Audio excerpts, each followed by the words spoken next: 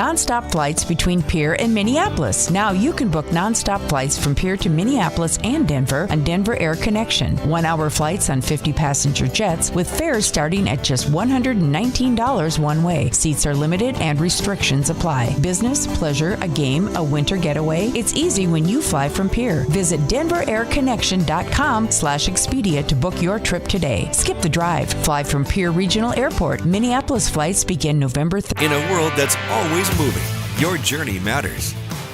And at Iverson Auto Group, we're here to get you on the road with a great selection of new and used vehicles and trailers, and keep you on the road with top-notch service, maintenance, and support. Every mile of your journey, the experienced team at Iverson Auto in Mitchell and Huron are here to help. Visit us in Mitchell and Huron or start your search at iversonauto.com to begin your journey today. At Busse Ford in Highmore, they've been building partnerships for life by treating customers right, offering a low-pressure sales process, no haggling over price, passing low overhead savings on, and providing a Ford-certified service department fixing it right the very first time. If you're looking for a new Ford, a quality pre-owned vehicle, a new or used ATV, or a trailer, stop by Busse Ford in Highmore and experience the difference. Busse Ford, building partnerships for life.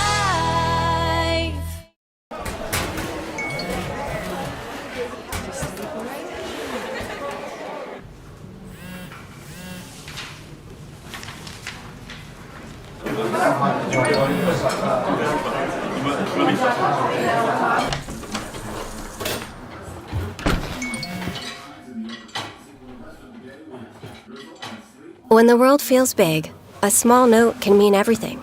Find mental health support at sdbehavioralhealth.gov. This is what matters. This is beyond X's and O's. This is the difference mutual respect makes. This is what character looks like. This is what defines us in South Dakota. This is sportsmanship. School sports, it's not the outcome that matters most, but the way the games are played. This message presented by the South Dakota High School Activities Association and the South Dakota Interscholastic Athletic Administrators Association. Being Welcome back to the Owyhee Federal Credit Union Press Box. Owyhee Federal Credit Union. Envirotech, the South Dakota Attorney General's Office Division of Consumer Protection, Brown's Financial Services, Comtech, Coca-Cola Bottling, Wealth Partners Ameriprise Financial, Hermanson Endodontics, Family Dental, Cowboy Country Stores, and Gale's Gas Service of Pierre. And now, Pierre Governors Sports on the official home of the Governors, River 92.7 and drgnews.com. And hello, everybody. We welcome you to the Pilk Fields on a gorgeous Tuesday afternoon out of the long weekend. I'm Justin Cowart, soon to be joined by Chris Derry, coming to you live here as we are set for a doubleheader between the Pierre Governors and the visiting Watertown Arrows. What a weekend it was for the Pierre Governors, both boys and girls team Saturday. Well, we didn't really know if we were going to be playing soccer. There was, of course, that huge rainstorm and thunderstorm that moved through town the night before, completely chewing up Hollister Field, where the Pierre Governors got their first football win of the season. That was the scheduled spot for our doubleheader on Saturday, but they had to think on the fly. They moved both games down here to the Pilk, tried to get them in a little bit earlier to beat that rain coming through, but there was no shortage of excitement. In game one, the boys took it 4-0 over the Rapid City Central Cobblers. A couple goals by Caden Aharts and Jacoby LaRoche was what did it for the Pierre Governors in game one, but in game two, the theatrics came out, an absolute scene here at the Pilk as the Governor girls fell down early 2-0 to the Cobblers. All seemed lost as we got into the final 10 minutes of the game, and well, that's when the excitement really picked up. The Governor girls, Lexi Hilmer, found a goal in the 72nd minute of that match, and that got them within one. They grabbed the ball out of the net, sprinted back to midfield. They would find the equalizer off the foot of Lexi Hilmer in the 75th minute, and then in the 78th minute, it was Lexi Hilmer setting up Natalie Flottmeyer for the game-winning goal. the celebration ensued. One of the best comebacks in high school sports we've seen here in South Dakota. One of the best comebacks we've seen out of anybody that was out here, including Chris Derry, who will hear his thoughts on Saturday's matchup here momentarily. But it was an incredible comeback and a lot to be said about the fight that the Governor girls had. We'll see them in their second game of our afternoon doubleheader here as they take on the Watertown Arrows, and the Governor's looking to stay atop the leaderboard in the region standings. It's been a good start for the Governors and a good start for the boys too, as we got to talk to Sean Blanchette, head coach of the boys team. We'll hear from him here in a little bit on our Bank West pregame show when we get to our Central Dakota Eye Care Keys to Success. Of course, we want to welcome you into the Bank West pregame shows. We're getting set for kickoff here in about 20 minutes or so. And if you're listening live on River 92.7, reminder, you can also watch today's game live on drgnews.com at the River 92.7 station page via live ticket. We've got the great Brian Menning working the camera here this afternoon. And you can also download the DRG News app to make your listening experience much more streamlined and much more enjoyable. We also want to remind you the South Dakota Office of Highway Safety is reminding you the slow the drive, arrive alive. You've got some place to be. We want to make sure everybody gets out here to this Tuesday doubleheader safely, and it's perfect weather to do so. So let's set the scene a little bit. It's sunny, it's nice and warm. There's a stiff breeze moving across the pitch, and we're going to have two games on two separate fields. Game one will be held on the middle field of the Pilk. That breeze moving from our right to left on your radio dial, coming in from the kind of recycling / garbage center. And, well, they must have gotten a fresh batch in because that potent smell is ever present out here. But it's not going to faze these two teams as they have dealt with it in the warm-ups. They said they're ready to go. The girls' game will happen on the pitch, happening right behind us, and that'll be shortly after our first game wraps up. Well, we'll have Central Dakota Eye Care Keys to Success to get to. We'll introduce you to our Envirotech starting lineups. Of course, we'll introduce you to the game officials, sponsored by South Dakota Attorney General's Office Division of Consumer Protection. And we'll have our ComTech kickoff here in a couple moments. More set the seed for you. Hazy as there's some smoke from some wildfires hundreds of miles away that has crept its way into Pierre. But the sun is shining, and we're getting set for some soccer. Well, folks, we're going to take a quick break. When we come back, we'll talk to Chris Derry about those theatrics that took place on Saturday. As I mentioned, we'll talk Keys to Success with Sean Blanchette, what he thinks his team needs to do to continue their great play on this season. We'll get the starting lineups, and we'll get this thing underway. You're listening to the Bank West pregame show live right here on River 92.7 and streaming on drgnews.com. There when you need them the most. Bank West insurance agents Sam Kennecke and Angie Taylor are here to make your life easier. As an independent agency, we're able to customize an insurance plan to fit your individual needs. We work with dozens of companies to find you the best possible coverage and the best price. For your insurance needs, contact Sam or Angie at Bank West Insurance in Pierre. Bank West, convenient, connected, committed. Insurance products are not deposits, not FDIC insured, not insured by any federal agency, not guaranteed by any bank, and may go down in value. Do you love watching high school sports but find yourself wanting to be more involved? LiveTicket.tv has the solution for you. They're looking for production managers to assist for this school year. Duties include the management of equipment as well as basic technological understanding. But don't stress, paid training will be provided. Part-time wages starting at $20 per hour. Call 833-605-LIVE, extension 2. That's 833-605-5483, extension 2. And punch your ticket to joining one of the fastest growing companies in South Dakota. Superior Concrete is proud to sponsor the Governors this season and just as proud to offer the finest concrete solutions available for commercial and residential applications as well as foundation and flat work. The bottom line, if you need anything done with concrete, we can do it. Superior Concrete. Give us a call today for an estimate or more information. That's Superior Concrete. Find us on Facebook or call the office at 605-494-0102. That's 494-0102. Call today. Family Insurance, we help protect what you've achieved so you can fearlessly go after your dreams. For auto, home, business, and life, contact us today. American Family Insurance. Insure carefully, dream fearlessly. American Family Insurance, Life Mutual, Standard of Ohio, Wisconsin Company, 6000 American Parkway, Madison, Wisconsin, 53783. Call the Brittany Scheffelbein Agency, LLC, with offices in Pierre, Oneida, and Gettysburg. I'm Scott Knott. As a coach for the Pierre Governors, I know a winning game plan is crucial. When it comes to your finances, you deserve one too. At New Edge Advisors, our name is new, but our commitment to you isn't. With the same trusted team you've known, and we've expanded our playbook of resources to help you plan for retirement, manage investments, and protect your future. Let's build a strategy that gets your financial future into the end zone. There's an app for everything, including high school sports from the stations of DRG Media Group. Download the DRG News app from the App Store or Google Play. It takes only a moment, so you'll have it in time for this game. See live and archive video of all games. And when you select your favorite station during the live stream, the video will immediately pop up. See Central South Dakota High School Sports on your phone or mobile device with the DRG News app. Download it now from the App Store or Google Play.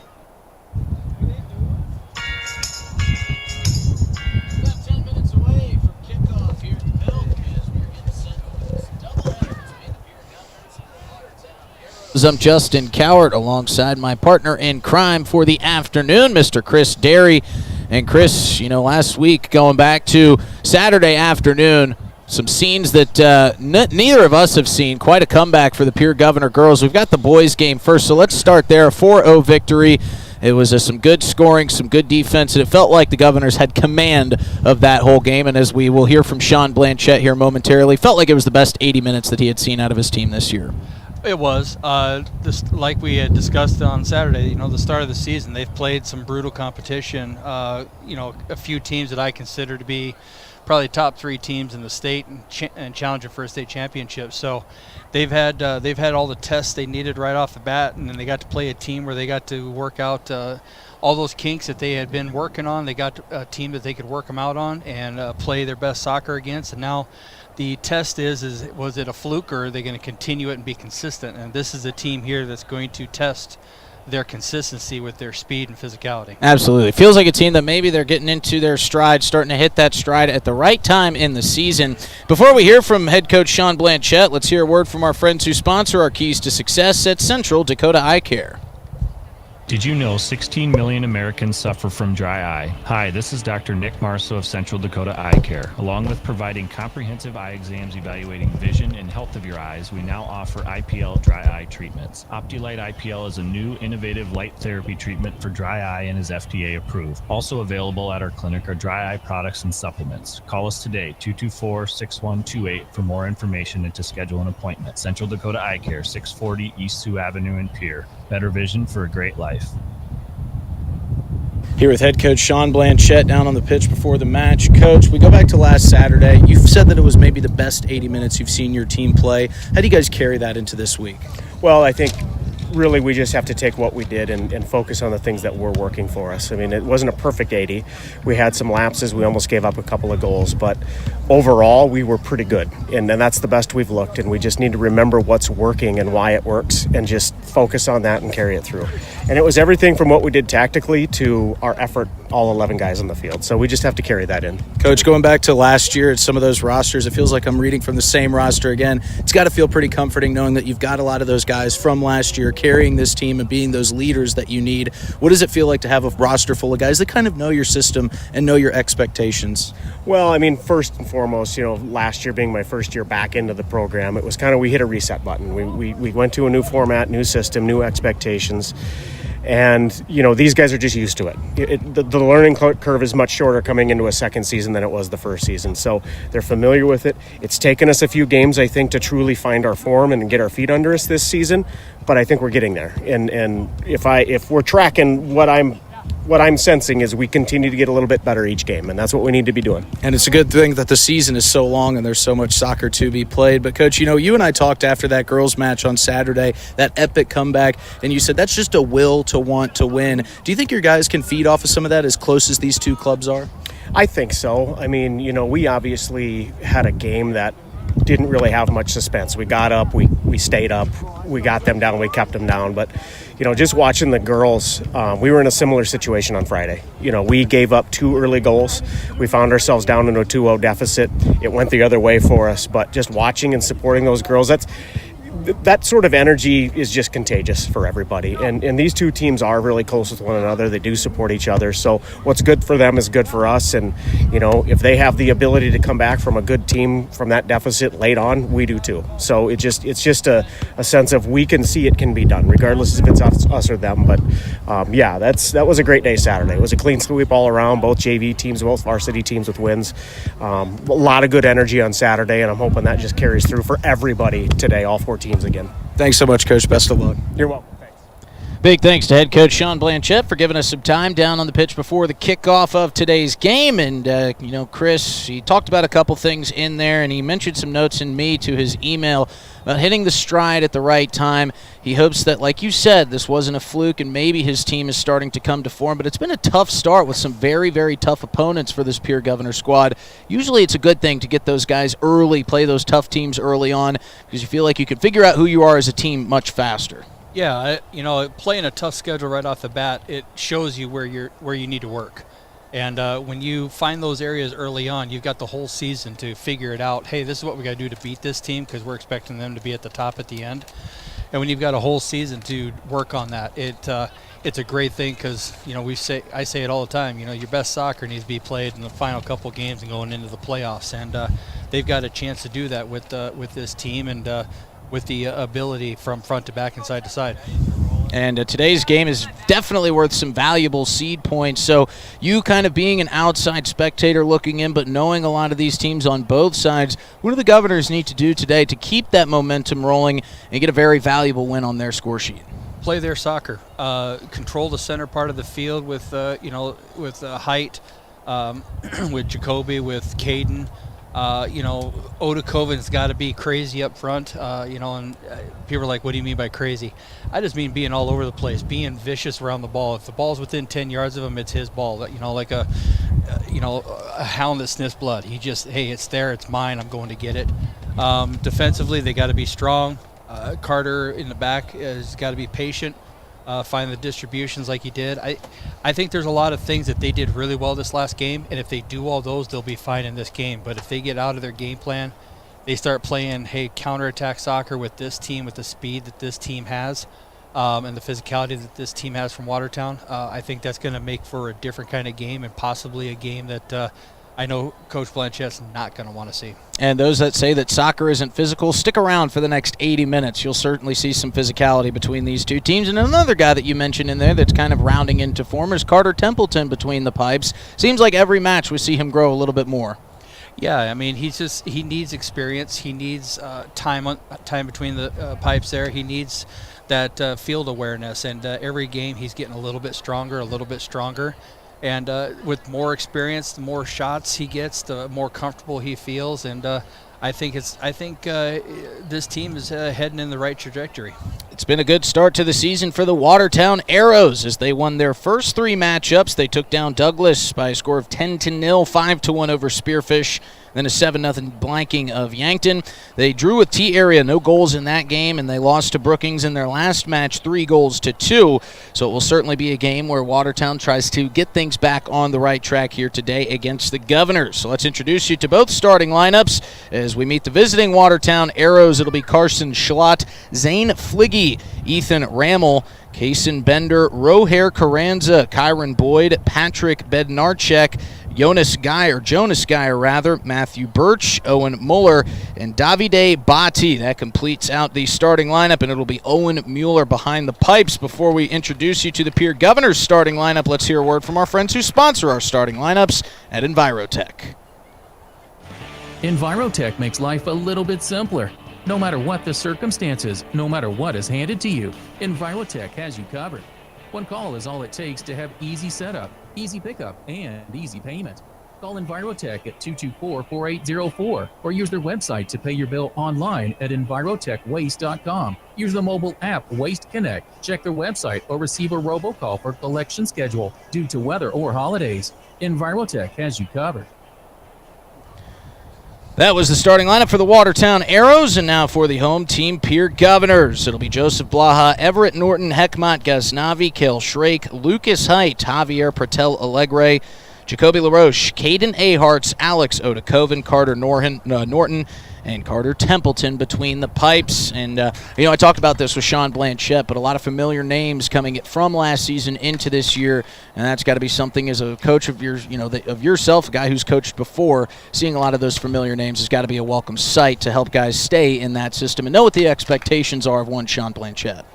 Yeah, I mean, knowing the expectations is the biggest thing because your systems are going to change depending on your players and what your players' strengths and weaknesses are. But the expectations is what you want. And I know for all the years I coached, we changed our system quite a bit, but the expectations never change. We will be challenging at the end of the year for a state championship. And I know Sean wants the same thing, and he started that last year with the success that they had, and he wants his team to continue that success with those same expectations.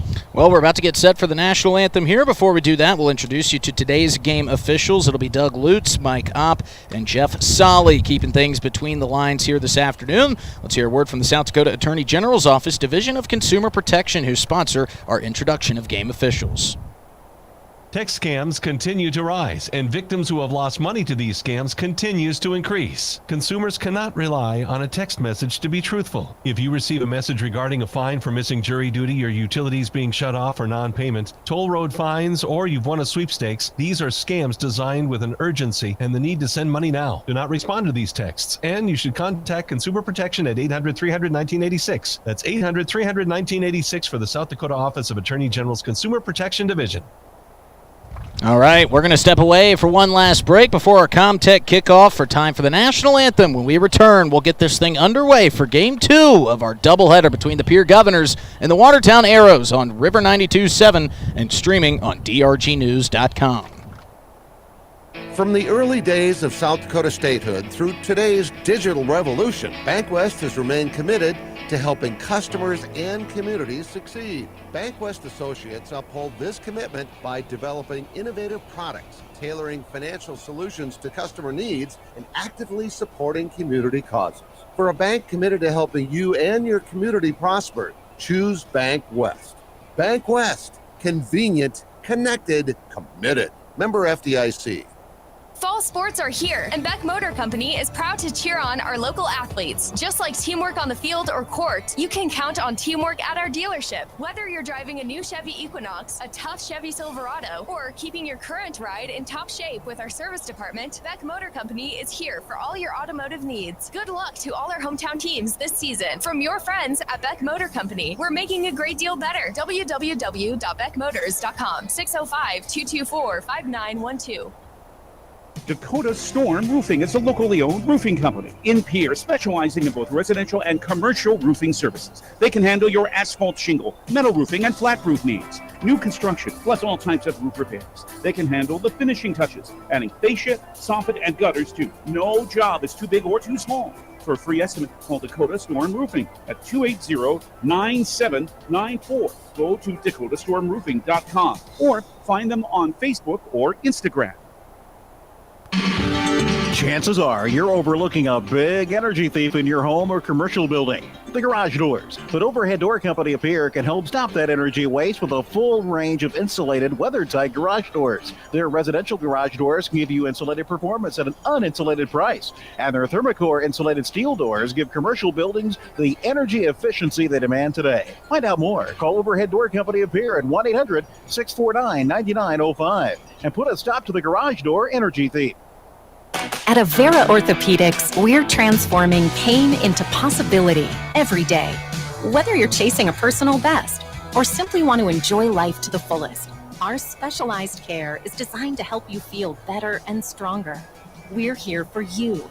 No referral needed. Trust Avera Orthopedics to unlock a world of endless possibilities. Visit avera.org/orthopedics and start your journey from pain to possibility today.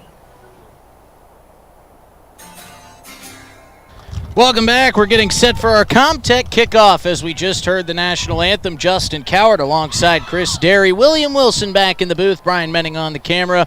And we are getting set. The Governors are in their home greens with numerals in white and stripes in white as well. The Arrows are in their road whites with purple bottoms and gold stripes down the side. Their numerals are in purple as well. Before we get our kickoff underway, let's hear a word from our friends who sponsor our kickoff from Comtech. Comtech has your technology solutions. Check out their showroom located right off the truck route on Irwin Street. Come in and see what you've been missing. A large selection of TVs, sound systems, and smart speakers, PCs, desktops, and tablets, home and business security and telecommunication systems. Comtech is your all-in-one solution for any technology needs. Wishing all athletes the best of luck in today's competition. Comtech. Come see what you've been missing. Both squads are set at midfield. Our head official, Doug Lutz, says we're ready to go. Is waiting patiently to get it underway as Alex Odakoven. Gorgeous day for some soccer as we hear our first whistle of the afternoon. And we are underway here at the Pilk. Governors will be attacking from left to right on your radio dial if you're listening on River 92.7. Reminder, you can also watch today's game live, both games on drgnews.com at the River 92.7 station page. Almost on cue, the wind has subsided, at least for the moment. It's been blowing around our show sheets all afternoon as it's going to be keeping these guys nice and cool. Temperatures around the low 80s here in Pierre today. That wind dropping it down into the 70s as the Arrows win back the possession off the opening kick at midfield, and they will attack. It's going to roll right to Carter Templeton. He'll field it cleanly. Right-handed overhead throw. And this is always one of my favorite parts of the match when you kind of get to see both of these teams start to feel each other out. The game speed always feels high, but it's really just kind of about figuring out what your opponent's going to do. How much actual game plan is exposed in these first couple minutes, Chris? You know, not a lot. Both coaches have told the kids, be patient. Let's work ourselves into the game. Both coaches have told their teams, let's not make any mistakes. Let's keep it. Let's knock the ball around a little bit. So I think you're seeing both teams doing exactly that. Hey, can we go side to side? Is that open? Yes. Okay, let's do more of that. They're just poking and prodding a little bit to see what's out there. And kind of on the same note, how important is the first goal in a matchup between two good teams like these two right here? First goal in the game is always important, no matter what the teams are. Your first goal sets your pace, sets your tone, lets you relax a little bit, or if you're the one that got scored on, tips up your anxiety a little bit. So the first goal is always important, and to the coaches, it's very important. This ball will get down in towards the corner. It's going to set up an early corner kick here for the Arrows. It'll be Roher Carranza taking the corner for the Arrows. It's going to be in that far corner, down to our left from our broadcast vantage point. Huddled up is a bunch of white jerseys in the back line of the Govs. Carranza puts it in high, floating kick. Sails over the head of a cutter in Patrick Bednarchek for the Arrows. That'll be chased down just a bit far, goes past the back line, so Carter Templeton will get the free kick out of here. As the first corner, a little bit too much juice on that one from Carranza. Yeah, you could tell they were going for the back post. He had three guys back there looking for that header, so something to keep your eyes on. Are they going back post, near post? And that back post was definitely overloaded. Pass intended for Patel Alegre, a little bit too far off of reach for Patel Alegre on the first touch, regained back by the Arrows. Arrows showing a lot of speed here as Carson Schlott pushes it back towards midfield for Kaysen Bender. Give it right back to Schlott. Schlott rocking the long sleeves today, fighting some of those UV rays as this one's centered back but pushed out of play. Nice job by Lucas Height to slow the momentum. It'll set up another corner kick, this time from the near side, as it will also be Carranza taking the corner this time. We'll be interested to see where he goes with this one. Yeah, and you just watch a little bit. Coach is giving him the same hand signal, so I'm expecting another back post run on this.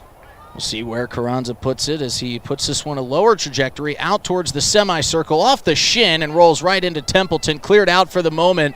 A lot of helter-skelter going on in front of the net as Templeton dives and saves a Bednarchek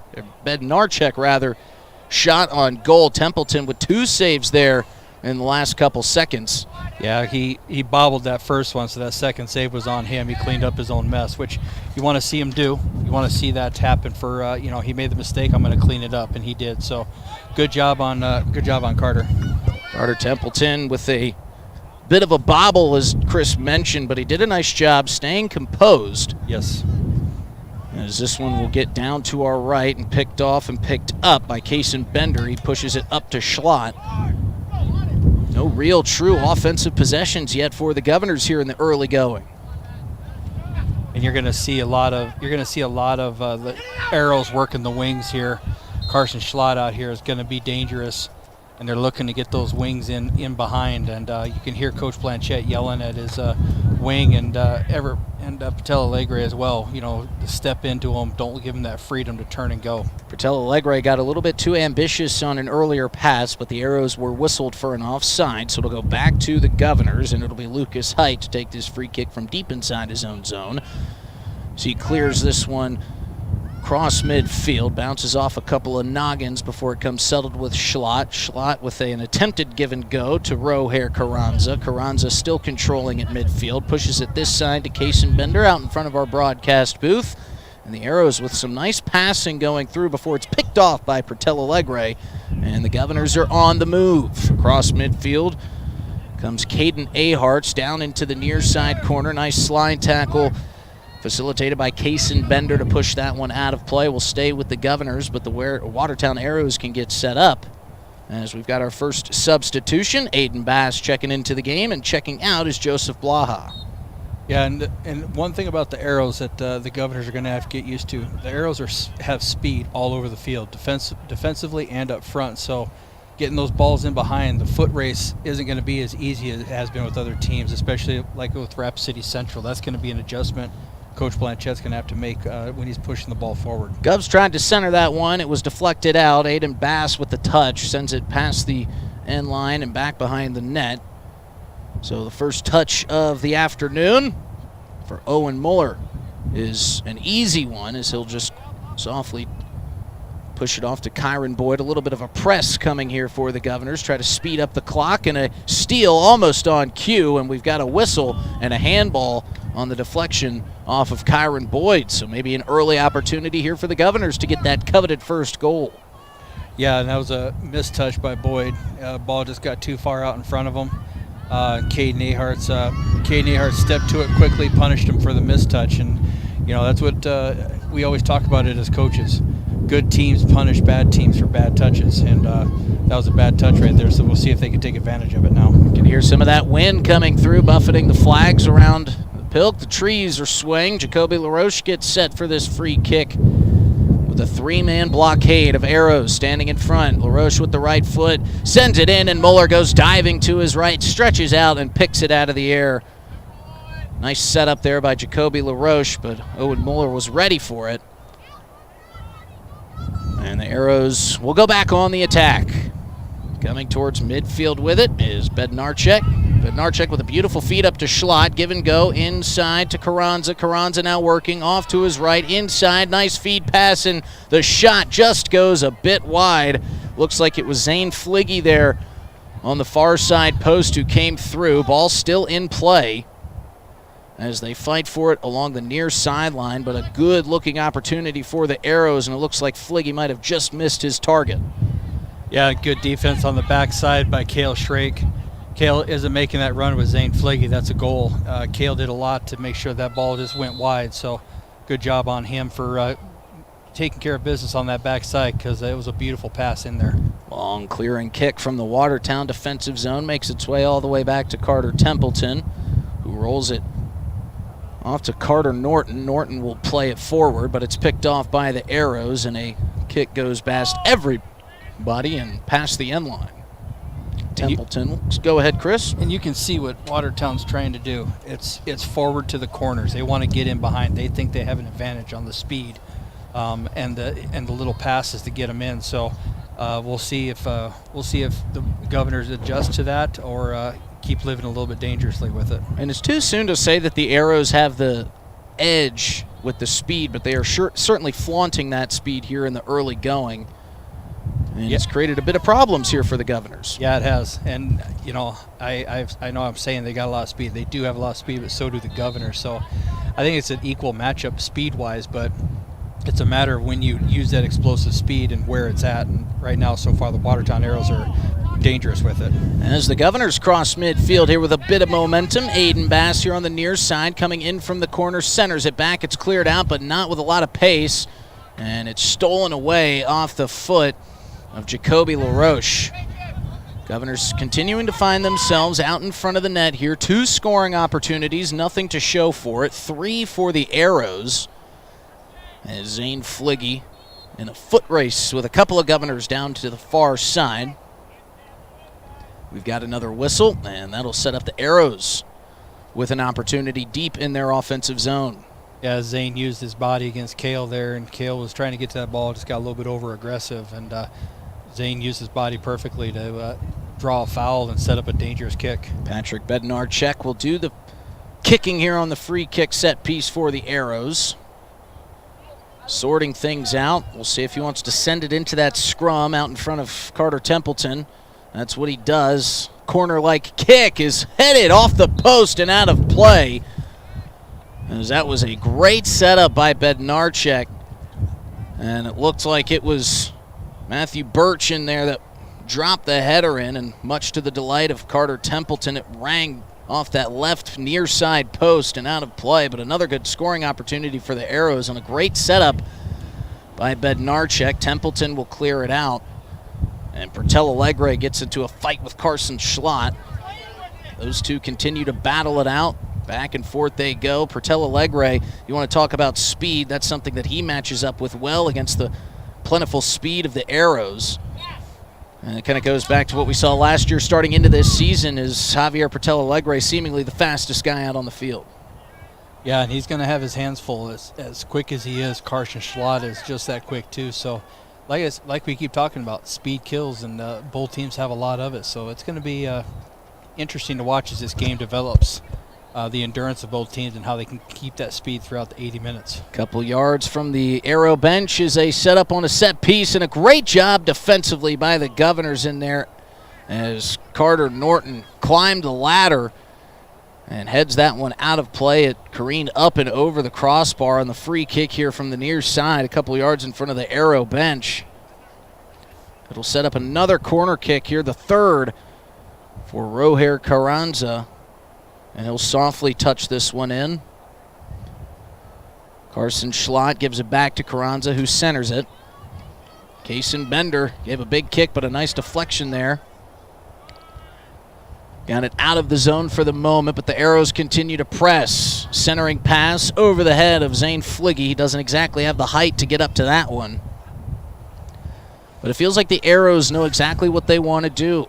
You said they're trying to test those corners of the Governors, use that speed, but giving themselves a lot of opportunities and some looks out in front of the Governor net. Hasn't been anything too nerve-wracking just yet for Sean Blanchette and this Governor team. But there has been some opportunities, and it's one of those things that we talked about. If you just keep chipping away, sooner or later something's going to find the back of the net. As this one is kicked out and deflected, looks like off an Arrow, but they're going to say that it was initially off the foot of a Governor and out on the Governor, so it'll go back to the goalkeeper, Owen Muller, and he'll clear it out our direction. He just boots it straight towards our cameraman and rattles off the score table. So the Governors will get the possession back. Javier Pertel Alegre throws it in, trying to get it to Aiden Bass, but Carson Schlott flying in, stealing it away. And the Arrows trying to get out of their zone here. On the defensive side, this one's skied a mile high. Dropped down and controlled and pushed back towards midfield. Back line of the Governors there to clean it up. Too strong of a touch there on the first touch, and Zane Fliggy will pick it up for the Arrows. Pass through, picked off by Pertel Alegre. Pertel Alegre looking left and looking right as he squeezes this one into Caden Aharts. Caden Aharts showing off some speed, centers it back. Out in front. Physical matchup so far as Alex Odakoven gives it back to Aharts. Aharts trying to shake free the defense of Zane Fliggy. Pertel Alegre gets a shoulder from Roher Carranza as he loses control, and Carranza picks it up. Arrows back on the attack. Back and forth they go. It's middle part of the field. So important, says Chris Derry, of who controls those percentages. And that can often lead to, when you look at the final score, whoever won that battle in these 20-yard spaces in between midfield. Yeah, it can be very important right there, and a quick turnover. As Carranza, with nothing but grass in front of him, one-on-one with Templeton, and Norton comes up from behind and makes an outstanding defensive play to shut down a sure scoring opportunity. And that might be the play of the game thus far for the Pierre Governors in Carter Norton as he came out of nowhere and took it away from Roher Carranza. It was a dangerous slide tackle, could have easily ended up as a penalty kick or an opportunity out front for the Arrows, but Carter Norton keeps this game scoreless. Yeah, it was a great run, and Carter Templeton with a kick save to keep the ball out of the net along with Carter's. I mean, between the two Carters right there, that was a collective sigh of relief for Coach Blanchette. So great job on both of them to shut down that 1v1. Carter squared, making a big play for the Governors. Is chasing this one down is Hekmat Ghaznavi. Ghaznavi with a nifty move, but he has it stolen away, and the Arrows will push it forward. Norton and Carranza working at midfield. Nice pass leading through to Bednarchek. Bednarchek centers, looking for Carson Schlott. More good defense this time by Javier Pertel Alegre. Yeah, and again, got it down the wing, and then looked for that backside run, and that seems to be the thing that the Arrows are trying to do. They're coming down one side or the other, and looking for the backside run 1v1 on our goal. So we need to make sure we're keeping with our marks. Outside to start out the game with. Shrake had it backside with Zane, and right there Patel Alegre with Carson Schlott. So great job on both outside backs. As we get a quick water break for Caden Aharts here on the near side as his teammates get set. It's not an actual timeout, but a good time to remind you that our timeouts are sponsored by Coca-Cola Bottling. As Dylan Selchert will check in for the Arrows. Aiden Bass been getting a lot of minutes after that first checkout of Joseph Blaha early on in the first couple minutes of this match. Bass waiting patiently to throw this one in. Javier Pertel Alegre says, you know what, that water that Caden Aharts was sipping on, that looks good to me. He gets a quick drink as the ball's thrown in and off the thigh of Everett Norton and out of play. Not exactly the way that Sean Blanchette drew that up. It'll be another turnover for the Governors. Arrows will throw it in, met by some immediate pressure from the Governors' defense. And Caden Aharts has a pass rattle off the side of his shoulder. And out of play as that one squeaks into the JV match being held behind us. Arrows with a long throw in, gets it to Roher Carranza. Carranza pinwheeling and turning on a dime. Somehow gets around Javier Pertel Alegre. Unbelievable footwork and a feed pass up ahead for Zane Fligge. Carter Norton there to shut that down, kick it out of play. That was spectacular ball control there with the in-out move to get around Patel Alegre. He thought he had him cut off, and that little couple inches of space he got through. Great footwork right there. Takes a special player to get around Pertel Alegre when you're working in a phone booth like that, but Roher Carranza showed off his skills. Arrows coming in from just north of their near side flag. A shot bounces into the waiting hands of Carter Templeton off the foot of Zane Fligge. And Carter Templeton has been busy early. He's had a lot of looks out in front of the net. A lot of scoring opportunities for the Arrows, but he has been a brick wall back there thus far. Sean Blanchette hoping for a lot of the same as we remain scoreless here about halfway through our first half of play. Chase for that loose ball will end up past the end line and out of bounds. Another substitution as Aiden Bass and Joseph Blaha again switch places. Yeah, and Coach Blanchette pulled Blaha off to have a conversation with him after the beginning of the game. Some things he wanted him to fix, so we'll see what adjustments he makes here now that he's come back in after a little bit of coaching up from Coach Blanchette. High forward pass finds its way to Joseph Blaha. Gets to show off some of those tips that Blanchette was giving him on the bench.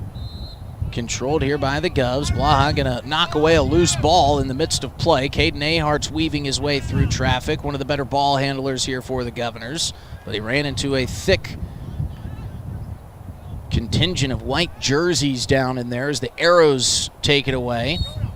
Got another whistle, and they're going to say that that steal by Caden Ahart's a little bit too aggressive, a little bit too physical for the officials' liking.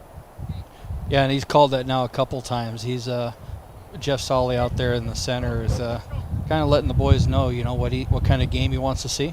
And so far, that's 2 fouls he's called in the exact same manner when he's from behind. So boys just need to adjust to what he's calling. Free kick looped in from just inside midfield, passes through a couple bodies down there, and Carter Templeton wisely lets it sail past him and out of play. And you think the officials know that these two teams, as quick and as physical as they are, they're going to have to kind of keep this thing relevant or somewhat seemingly cordial out there, I guess you could say. Well, I think so, but I also think just the kind of game Jeff Solly likes to call. I've seen Jeff work many games in club and in high school. He's pretty consistent about what kind of soccer he likes to watch as a referee, and I've seen him making those same calls for a couple of years now. So I think he's just letting the boys, every referee has their things, and I know I've said it in other games. They're telling you what kind of game they want to see, and he's doing that right now for the boys. Feels that the Arrows have had the advantage here in the early going as Carranza feeds it through. Carson Schlott on the near side gets his way into the box. Beautiful feed into Carranza. Shot on goal, and it's off the side of the net. Past a diving Carter Templeton. Another good opportunity for the Arrows. Leaves their coaches' heads cocked back, looking up into the sky, wondering what could have been. Could easily be a 2-0 lead here for the Arrows, yet we sit scoreless, and we've got our first Coca-Cola bottling timeout and water break on the pitch. We'll let the guys get hydrated. We'll be back. No score here at the Pilk. You're listening live to Governor Soccer on River 92.7 and streaming on drgnews.com. More than being just another small-town business, it means showing up for our member owners when they need us, supporting the organizations that empower the next generation of community leaders and agriculturalists, and providing resources to help ensure the communities we live in are here for generations to come. At AgTegra Cooperative, local isn't just about where our locations are. It's about serving our farmers, our employees, and our communities in ways that nobody else will. Hey Josie, why so glum, chum?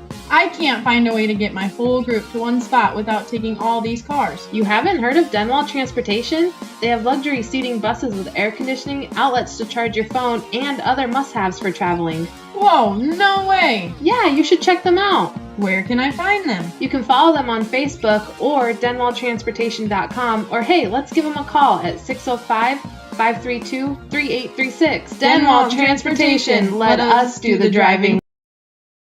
Now's your chance for a great deal on smoking fast fiber internet from Venture Communications.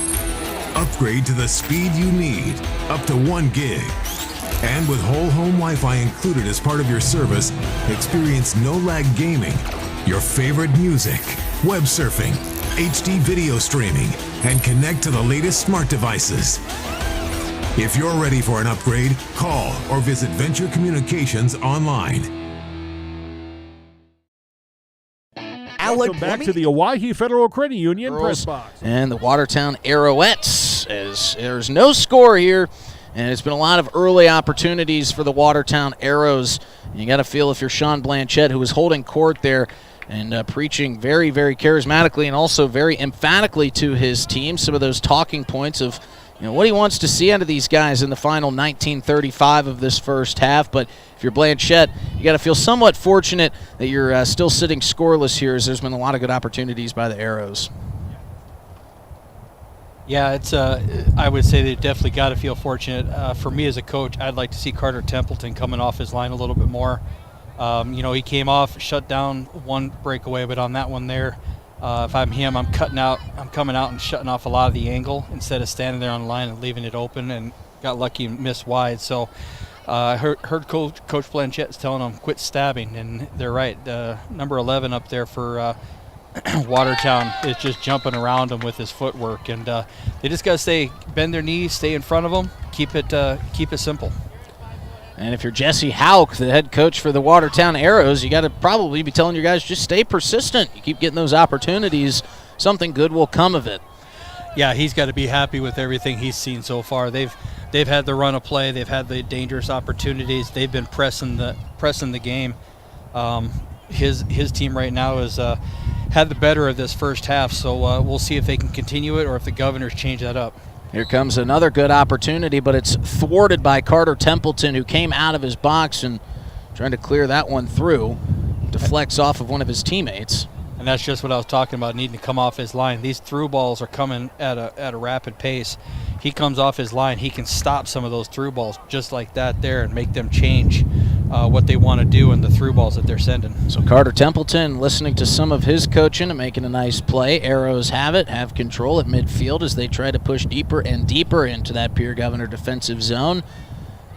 Zane Fliggy, with a nice feed up to Carranza. Carranza turning the corner out in front of Schlott, but just out in front of his outstretched leg was Carter Norton to steal it away. Norton will deflect it out of play, let his defense get situated. But the Arrows continuing to try to find their target.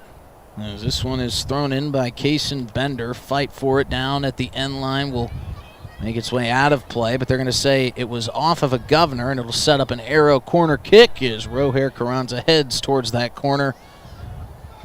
And this feels like one of the more dangerous situations for the Governors when these corners come and the Arrows can get themselves situated out in front of the Governor net as this low trajectory comes in and it's picked out of the air like Justin Jefferson coming across the middle, catching a pass out of the hand of J.J. McCarthy. Carter Templeton with a wonderful save as it was Zane Fliggy trying to come in and drop the header on it.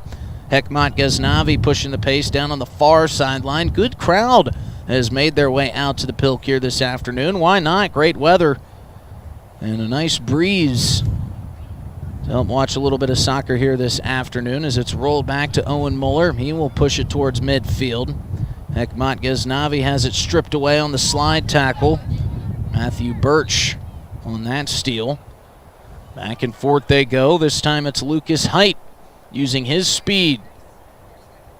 Outside on the near box, centering pass deflected out of play by Kyron Boyd, and that'll set up the first Governor's corner kick of the afternoon. But I think that's something right there. If I'm Coach Blanchett, I'm watching that and going, we've got something to do with that, because right there, as soon as he came forward, all the Arrows were worried about everything else and not him. He was able to get all the way down the box without being challenged.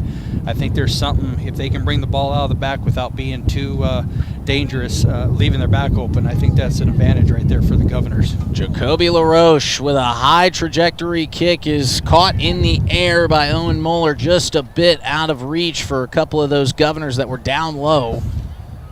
That's something that LaRoche has worked tirelessly on, is that corner kick and that corner delivery. And it was another good one there, maybe assisted by the wind. It's more than breezy here today. It's one of those South Dakota winds that we're so used to. And it will roll all the way back to Carter Templeton, and he'll patiently wait to boot this one away. Templeton will roll it out softly. It's Lucas Height. Lucas Height has covered a lot of territory out here on the pitch this afternoon. He's been working hard on both ends as this one's intended for Hekmat Ghaznavi. Beautiful pass ahead. Ghaznavi keeps it in play nicely. And now he starts to work on Ethan Rammel. Ghaznavi and Rammel working hard. Rammel fell down and grabbed a piece of Ghaznavi on his way down, but the officials are going to say that Ghaznavi assisted Rammel on his way to the turf, and it'll go back to the Arrows. So that physicality showing up yet again.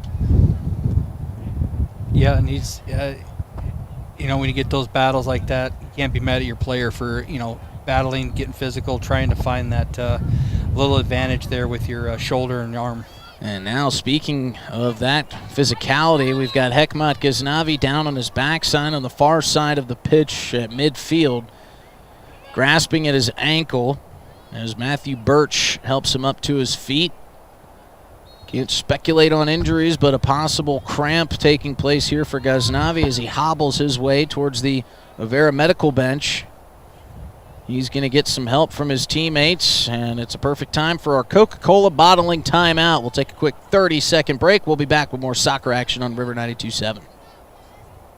Financial investments are very important, but so are the investments of time, patience, and encouragement our young athletes receive from their coaches, teachers, and mentors. Your peer area Edward Jones Financial Advisors understand this. That's why Edward Jones is a proud sponsor of Governor Sports on the stations of the DRG Media Group.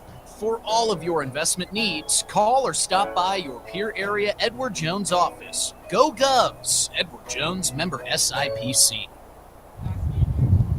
And out of the Coca-Cola bottling timeout, Hekmat Ghaznavi will head to the Avera medical bench. We'll keep an eye on him. A couple substitutions, including Davide Batti checking in for the Arrows as they get this game back underway.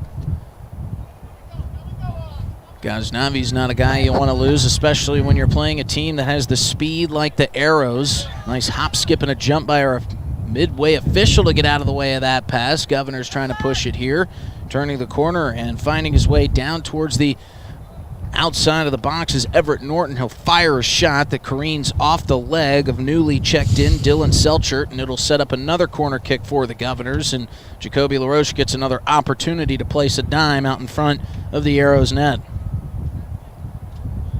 LaRoche with a quick tap, gets it into Everett Norton. Norton back to LaRoche. Now LaRoche trying to work some fancy footwork, centering pass out in front, loose ball cleared out by the Arrows. That one had danger written all over it if you're Owen Muller and this Arrows defense, but it rolls all the way back to Carter Templeton on the opposite side of the field.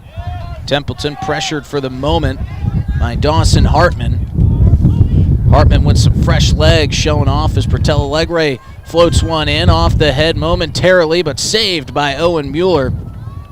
And that was Alex Odakoven who came cutting in, popped it off the head, was trying to set himself up, but Mueller, a very seasoned goalkeeper, came out to it. And another clearing kick bounces over the head of Carter Templeton and out of play. And that was that's one of those kicks as a keeper. You're watching it float in the air and you're going, is it going to come down? Is it going to come down? I didn't know I had that in that right leg of mine. That wind is blowing at the back of Owen Mueller, so if anything, he was assisted by some wind, but a beautiful kick nonetheless. Carter Norton will settle this one down out of the air, pushed forward for Carson Schlott as he gets to it just outside the box on the left side. Settled down by the Arrows, pushed back in, centering pass, deflecting off some shins, and is picked up by the Governors. And Joseph Blaha will start to chase down the pitch before he's cut off by Matthew Birch. This one will be successfully cleared down across midfield. Will popcorn around a couple times, finally coming to rest with Alex Odakoven. As we continue to go back and forth, creeping closer and closer to halftime, make sure you stick around for our Wealth Partners Ameriprise Financial Halftime Show. Not sure if we'll have any goals to highlight in this first half, as it's been a back and forth defensive battle. I think it's pretty safe to say the Arrows have won this first half in terms of possession percentage and scoring opportunities, Chris. Yeah, they have, but if you've noticed here in the last 5 minutes, the Governors have started to get a little bit more forward, a little bit more present in the attack, and you can see there's been a couple of slight little tiny adjustments by the Governors that have allowed for them to get down, get a dangerous corner kick. Odakoven got in behind. So we'll see if they found something that they can build on for the second half. And credit a lot of that to Sean Blanchette, who used the most of that Coca-Cola bottling timeout to talk to his team. Wasn't liking what he's seeing, but as Chris mentioned, I have to imagine he's a little bit more pleased with this second 20 than the first 20 minutes of play. As at midfield, Patrick Bednarchek will control, stolen away by Carter Norton. Norton trying to push it forward for Joseph Blaha. That one just a bit too far out in front. Maybe a little bit greedy on that pass as it rolls back to Owen Mueller. Mueller will settle, look at outfield, not much pressure in his face. Arrows continue their attack forward.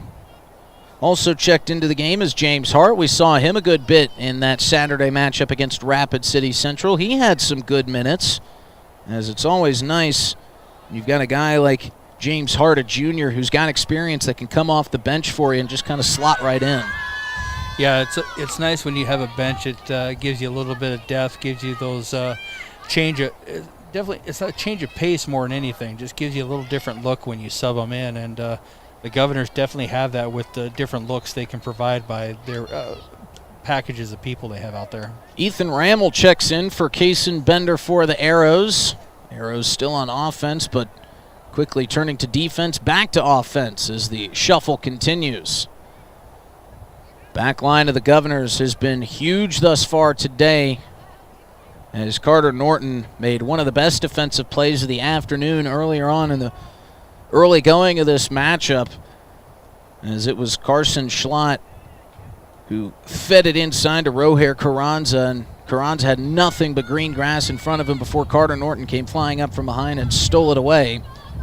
And that's a early candidate for a Rounds Financial Services right on the money highlight.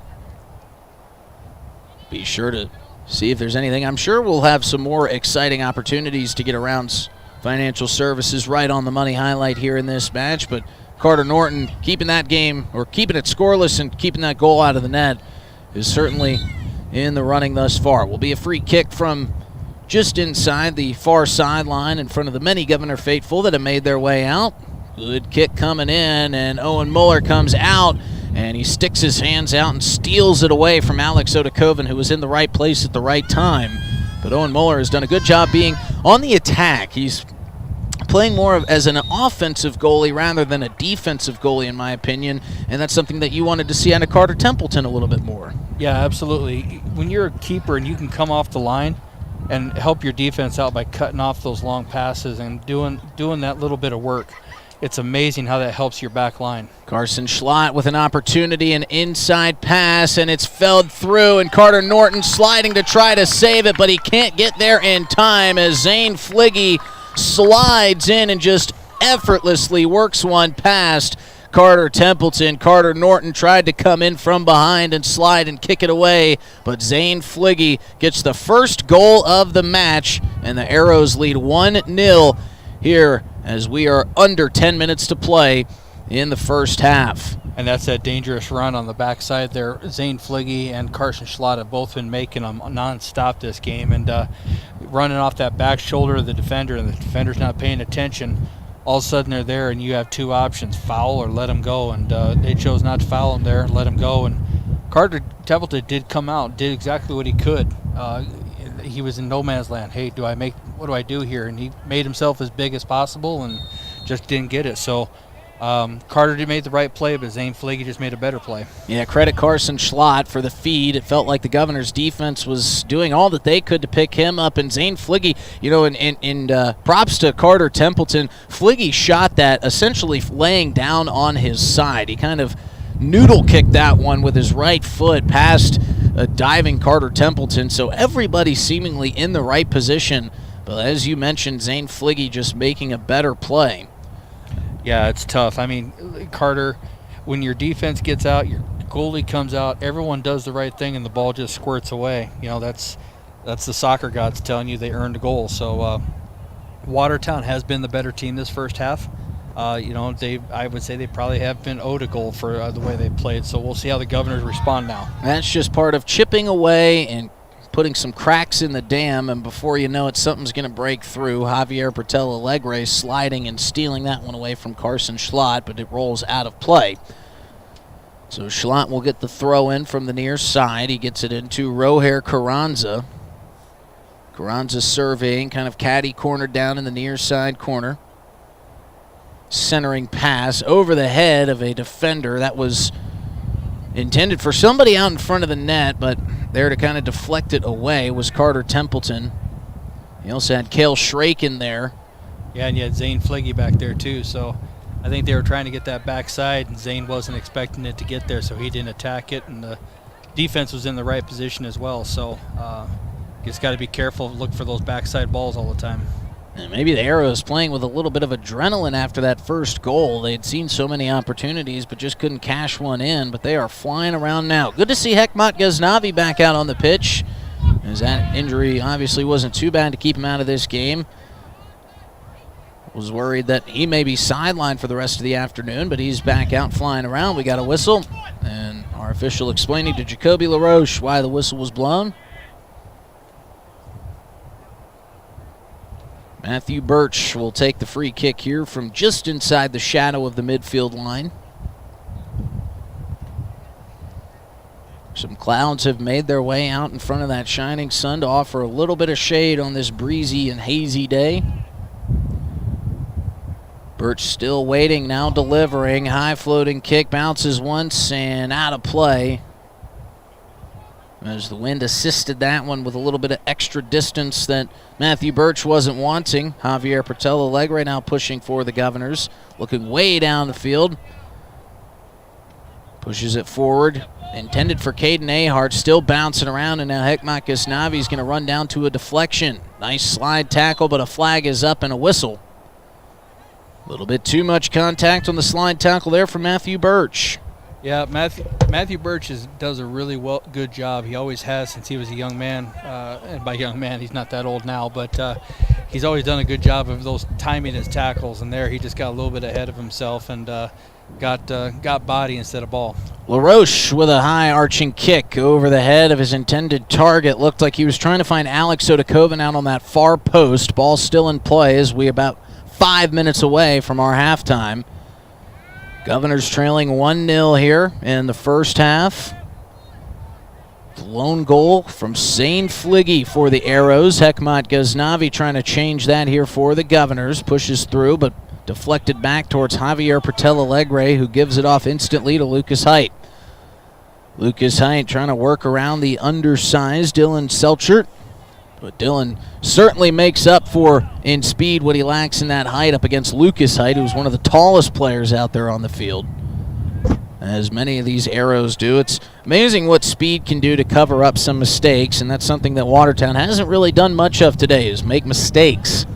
No, they haven't. They've played a very solid game. They know their game plan. They're executing it.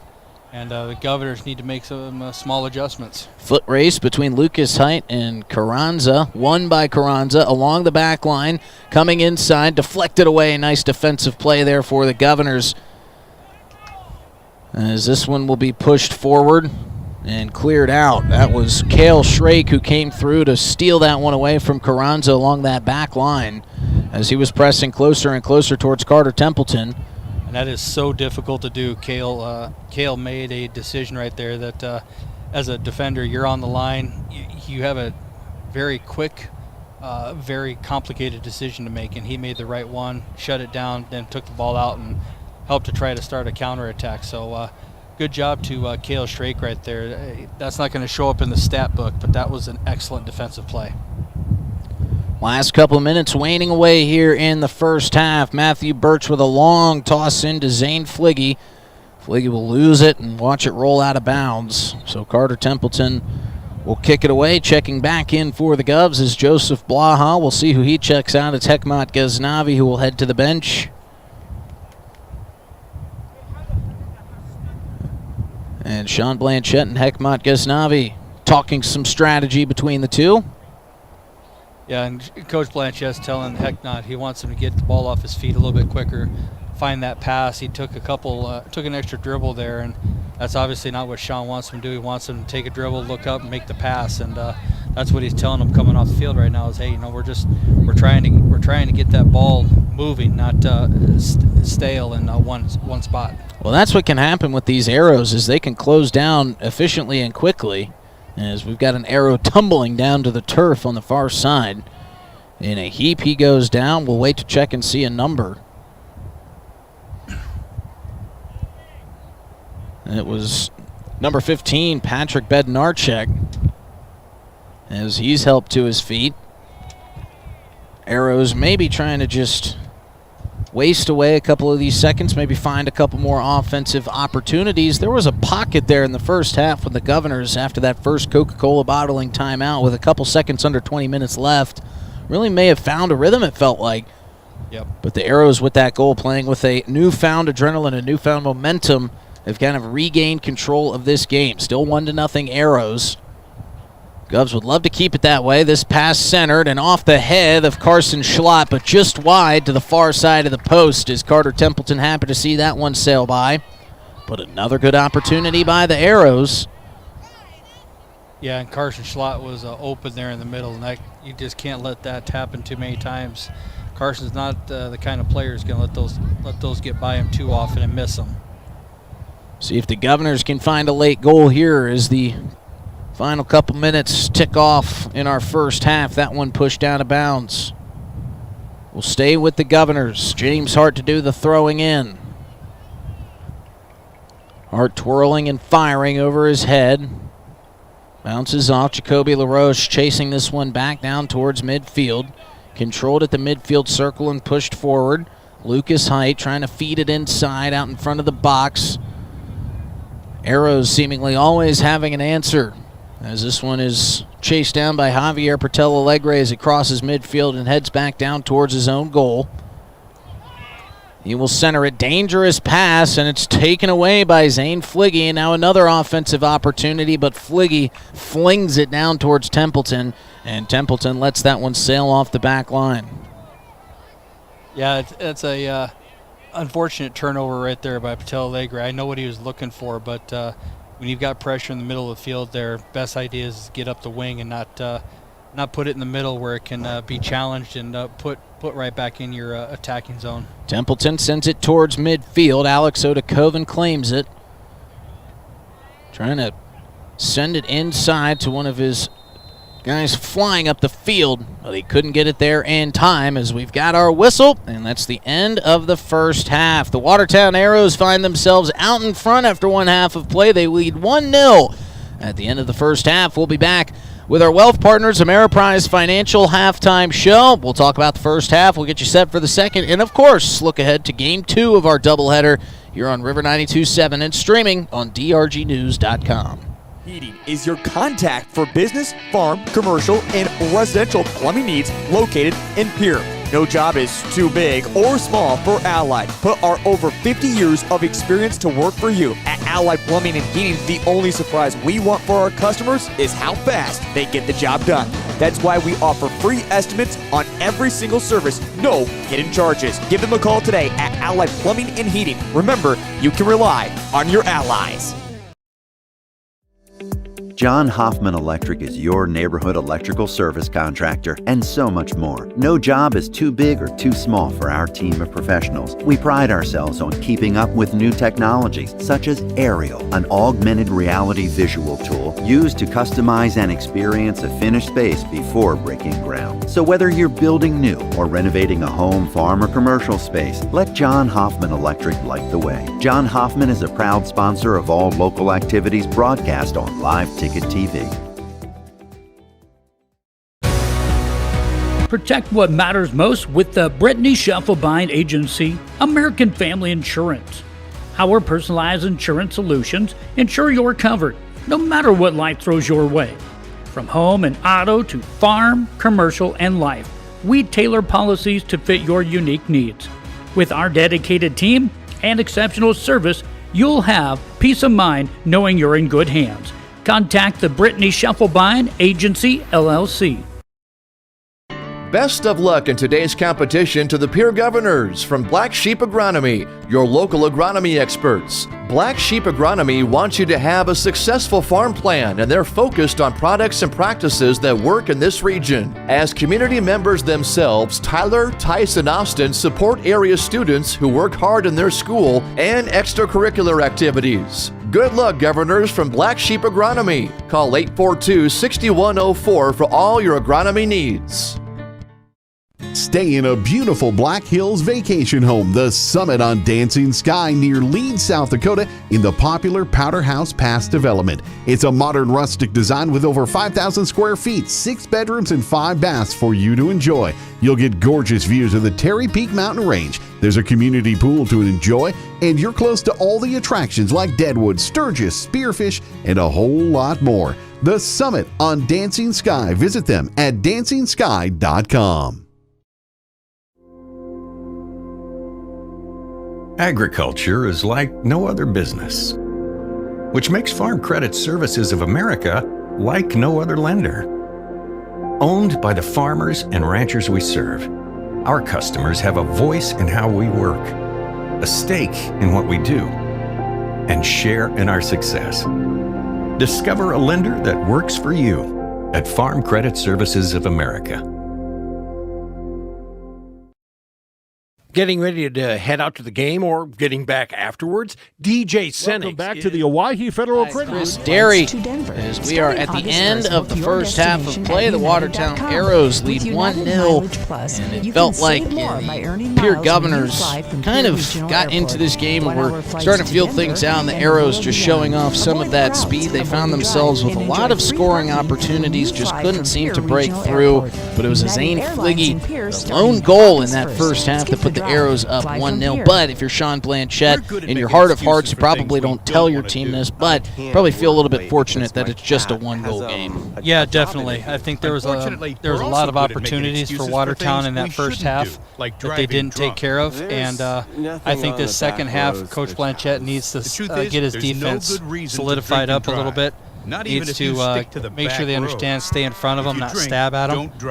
And then, most importantly, when they get the ball out wide, and then they got to make their runs in behind. There's opportunities for the Governors to get in behind, but they haven't done anything that's gotten them to spread out the defense of Watertown and then find those channels to run into. So a couple small adjustments can make all the difference in the world for the Governors in the second half. And that's something that they will need to do. And then another kind of interesting point to be made is, what do the Governors do in terms of game plan? You know, obviously, they always say everybody's got a plan until you get punched in the mouth, but it feels like the Govs were, well, a little bit surprised by some of the speed that the Arrows showed in that first half. But, you know, you always talk about that game plan, playing your game, but the Governors finding themselves trailing. They're going to have to switch things up a little bit, it seems, offensively. How do you do that as a team but not get too far away from what has gotten you to this point in the season and what has gotten you some success throughout the year? How do you shift that view and focus to try to be a little bit more aggressive but not let yourself get too far away from what you do best? Yeah, I don't think he needs to change his game plan a whole lot. I think the biggest thing he needs to do is they need to get back to playing what they do well. They win the ball in the middle, they get the ball out wide, and they make slashing runs into the middle. You haven't seen much of that, and when they have done it, it's been dangerous for the Governors. So I don't think he needs to change his game plan much. I just think he needs to execute it better, personally. And I think they have the team that can do it. They got the guys that can do it. Now they just need the mentality to do it. And it'll be interesting to see how this second half plays out. We're only a few minutes away from getting it underway, but we are about an hour or so away from getting our second game of the day, the doubleheader, as Game 2 will be between the Pierre Governor girls and the Watertown Arrows. And what a game it was Saturday. If you're Kira Swenson, how do you try to shake off all the excitement that was Saturday and just get back to what you're focusing on, and that is trying to take care of a good Arrows team? You know, for me as a coach, that emotional win is going to be draining for the girls.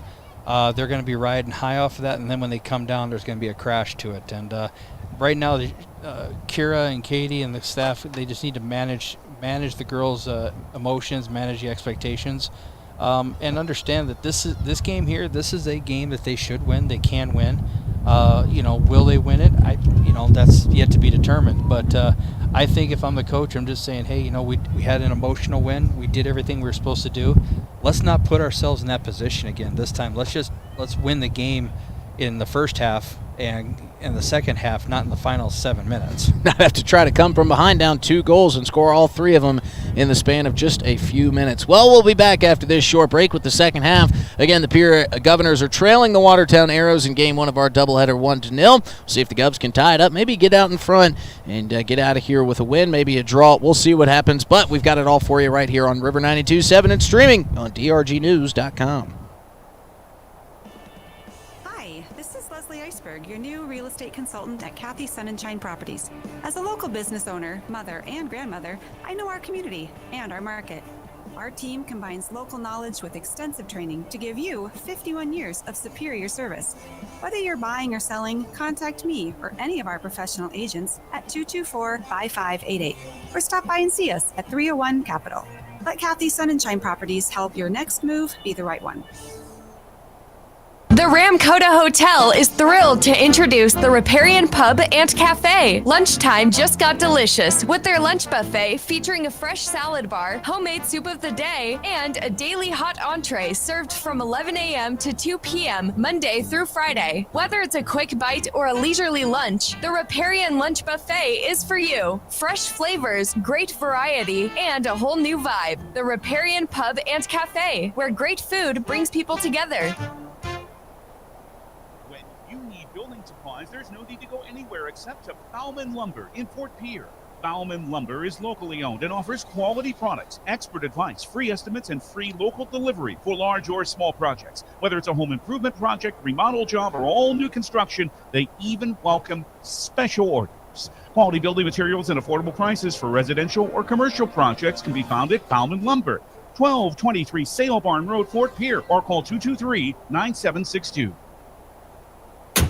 At Black Hills Federal Credit Union, we're in the business of improving lives. That means ditching the fees big banks charge, offering cash back to do more of what you love, and boosting convenience with extended service hours Monday through Saturday.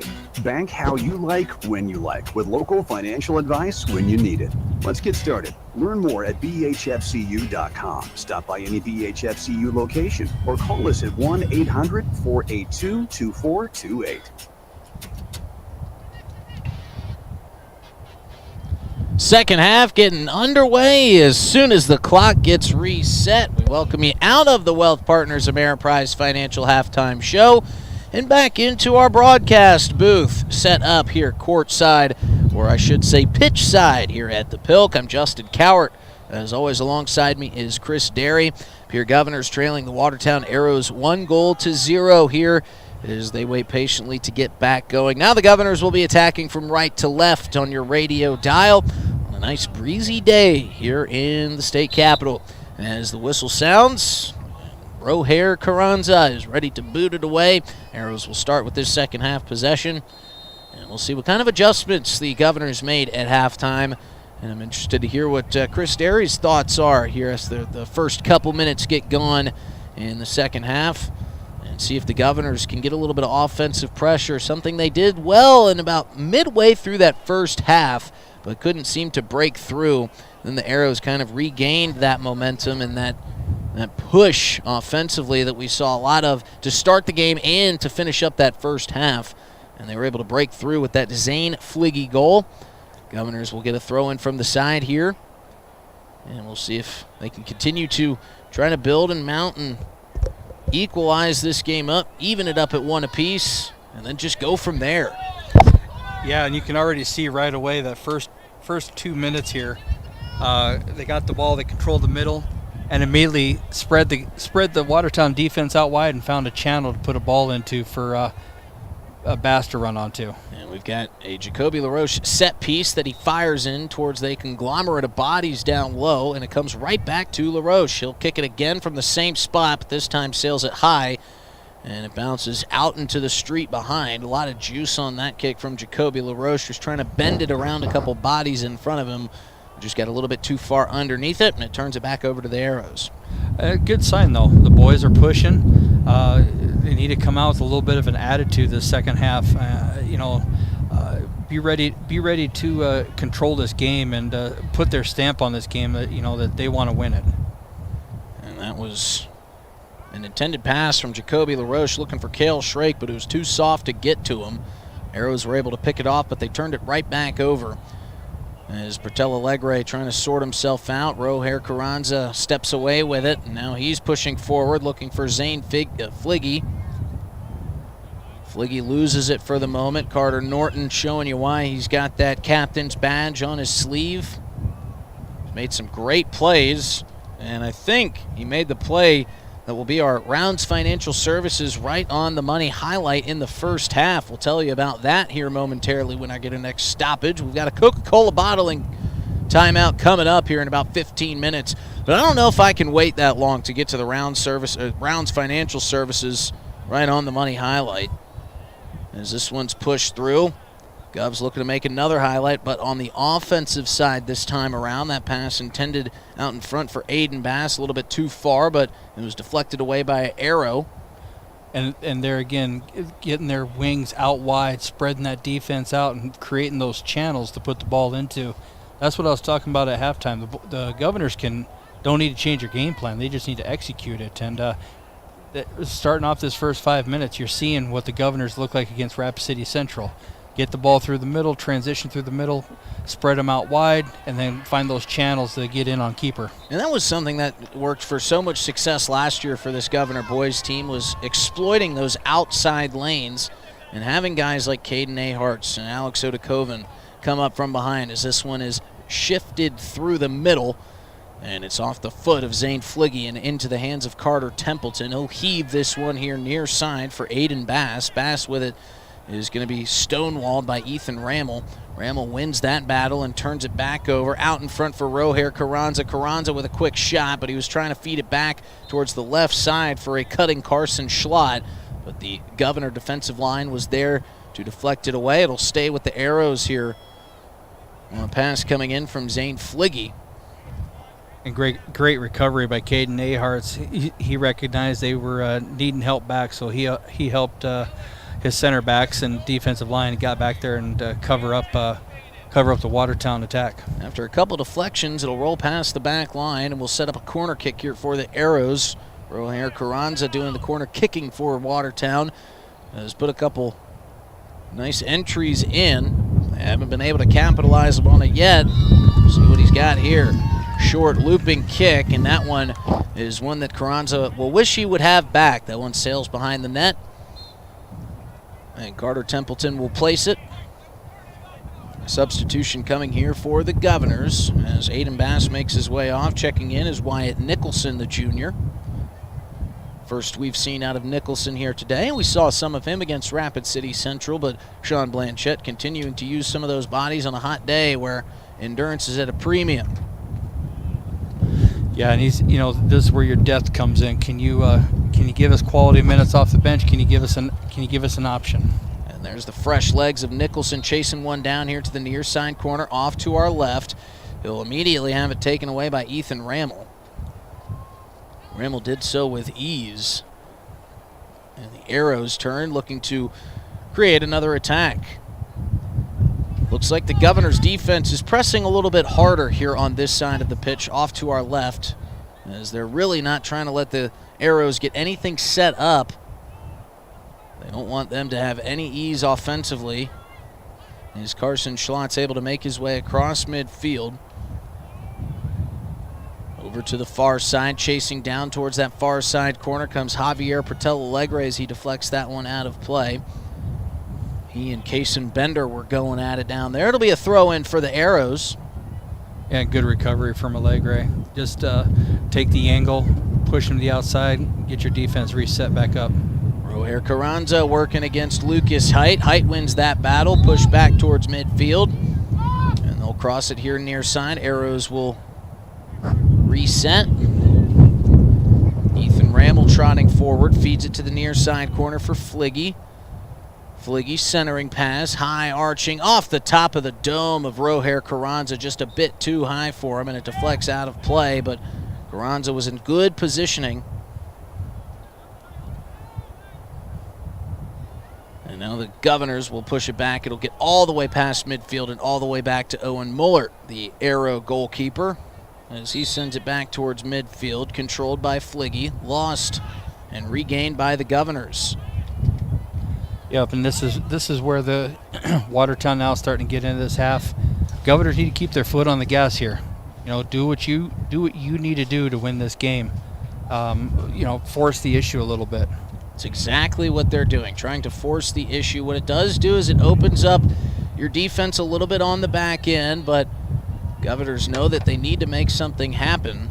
They're just going to do about whatever it takes. As Rohair Carranza in a foot race with Carter Norton. Norton will just kick that one out of play. Yep, and we got an offsides up here. He just was a little bit behind the defender, which was why Carter Norton was kind of caught off guard there, like, oh, I got to chase him down. And that's what you almost have to shift to as a defender or defenseman out there on the pitch. You have to kind of feel like, all right, we're pressing offensively, so maybe we need to do a couple things on our end to try to bait them into some offsides whistles. Got to get a little bit crafty when you're trailing by a goal. This one launched in, and now Jacoby LaRoche looking to settle. That one will just be cleared out wisely by Ethan Ramel. Out of bounds here on the near side. Nicholson going to chase down to it. He's going to get it to throw in. But I know it's only been a few minutes here in the early going of this second half as we see our next substitution, James Hart, will check in, and checking out will be Everett Norton. But the Governors seemingly winning this possession percentage here. I know we're only a couple minutes in, but some of those substitutions and some of those adjustments made by Sean Blanchette may be paying off. We'll see if they can pay off in the form of a goal here for the Governors. This one, again, clubbed out of bounds. Nicholson And Rammel were going at it. Rammel tried to bait the officials into saying that was off of Nicholson, but it wasn't. This one deflected off the head of Rammel. Will go out of bounds along the end line and set up what could be a beneficial corner here for the Governors. Yeah, absolutely. And Watertown's pretty much dropping their entire team back, so they're inviting the Governors to go ahead and get in there, bring all your numbers forward and see what you can do. It will not be Jacoby LaRoche taking this corner. It'll be Cale Shrake. The left foot of Shrake boots a high, deep kick that bounces all the way to the opposite side of the pitch. Jacoby LaRoche will get to it first. He'll send it back in towards the center out in front of the net, off a couple of heads. And now careening back towards midfield. Bertel Alegre will settle it down. Rolls it back towards the middle of the pitch. Crossed inside. And now Nicholson trying to feed one through, just trying to tether it. And now we've got another flag up and another whistle. So this will stay with the Governors. It'll be Nicholson to throw it in yet again. No, that's Cale Shrake, rather. And he'll hand it off. And he'll let Asher Oxford handle the throw, and then it was handed off yet again, and it's Caden Ahart. So a triple handoff, but they finally got it sorted out.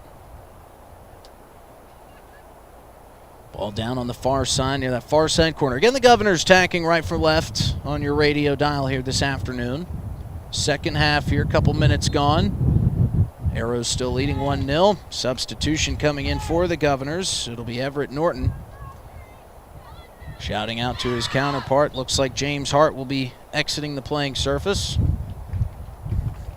A lot of substitutions thus far here for Coach Blanchette in this second half. Trying to keep fresh legs, trying to just offer maybe a different look for this Governors offense. Governors will handle the throwing in here once all the substitutions finally come through. And again, it goes out of play. We'll see what instructions Coach Blanchette gave Everett Norton. He pulled him out for a quick moment, had a discussion with him, see if there's some adjustments to be made. Quick shot off the right foot of Lucas Height sends Owen Muller diving to his right to make the save. It was one of those kind of excuse me shots by Lucas Height where he just found himself with the ball and put a great shot on goal. Toughest save of the day for Owen Muller, but he keeps this game a 1-0 score for the Arrows. And some more pressure being applied here by the Governors. Blanchette has got to like what he's seen thus far, but he'd really like it if they could put one in the back of the net. Yeah, so far they've definitely pushed the issue. They've made this game their game. They're playing their style. They're getting the ball out wide, finding the channels to get in behind. Now they just need to get that final product where we get into the final third and put a shot on frame that goes in. Ball bouncing back and forth just inside midfield on the Governors' offensive side. Carter Norton chasing one down, being hassled by Zane Fliggy. You can tell Zane Fliggy's been doing his off-season conditioning routines. One of those guys that seemingly hadn't left the pitch all day. No, and Zane's got a good motor. He'll go a long ways. He knows when to recover and get himself right for when he doesn't have the ball, and then when it's time to go, he can go. This one crossed, and chasing after it is Joseph Blaha. That'll stay with the Governors. Blaha will toss it in overhead, one bouncer into Caden Ahart's, and now they're going to do it again. Yeah, and a mistake there by the Watertown defense, and you wonder, does that mistake show that there's some cracks starting to form? They're getting a little bit frustrated by all the pressure that the Governors are putting on them. And if so, then that's Coach Blanchette. That's a tell there. Hey, we need to keep pushing. We need to push harder. Certainly been a different feel to start this second half than the first half felt like for the Governors. They've certainly been applying more of that pressure. Been giving themselves some good opportunities. One shot on goal here in the second half for the Govs. That was from Lucas Height. Bertel Alegre will control. Looking downfield, centering one. Cutting across was Wyatt Nicholson, but The defender got in the way first. Carter Norton stepping up. Newly checked in arrow is Isaac Thorson. Controlled by Fliggy at midfield. Bednarczyk with a long pass down the pitch and right to Carter Templeton, who came out of his box. Yep, and Carter being off that line, again, that's where that helps that defense. They don't have to run it all the way down because he's out there helping them. Conserve a little bit of that energy. High bouncing kick chased down by Alex Odakoven, but the wind assisting it all the way to Owen Muller, and from goalkeeper to goalkeeper. This right-handed fling off the hand of Muller will catch some wind and sail for the moment off the shoulder of Zane Fliggy, and back to the Governors goes the possession. Nicholson hurls it in. And we've got a whistle. That one bounced off the arm of Alex Odakoven. Now this is a dangerous kick right here. You got the wind behind you. Jacoby can use a floater. He can bend. He can do. There's a lot of things he can do right here to make this dangerous. So these are those opportunities you don't want to waste. And you know, the Governors need to be on sync, and Jacoby, this is where he needs to show his class by what kind of ball he puts in there, if it's a shot or a setup for his teammates. The officials making sure that that blockade of the Watertown Arrows is far enough away from Jacoby LaRoche. He stands about 10 yards outside the box on the left side. LaRoche enters it in, trying to find a crosser from the backside over the head of Hekmat Ghaznavi, and out of play. Yeah, and that's unfortunate. That's one of those dangerous balls that he needed right there, and wasn't a bad ball. Boys just mistimed their runs a little bit to get their head on it and put it on frame. Challenge the keeper. But again, we're seeing more push from this Governor offense than we saw in the first half. Being a little bit more aggressive. Owen Muller getting set to kick this one away for the Arrows. He'll softly dish it out to his left. Governor's trying to crack down, close down that space. I haven't seen much of the Arrows in the offensive attack zone. Lucas Height loses control of that dribble. Quick throw in, Pertella Legrate trying to send it back the other direction off the head. And another whistle on too much contact. And he is our official offering those words of advice to Hekmat Ghaznavi.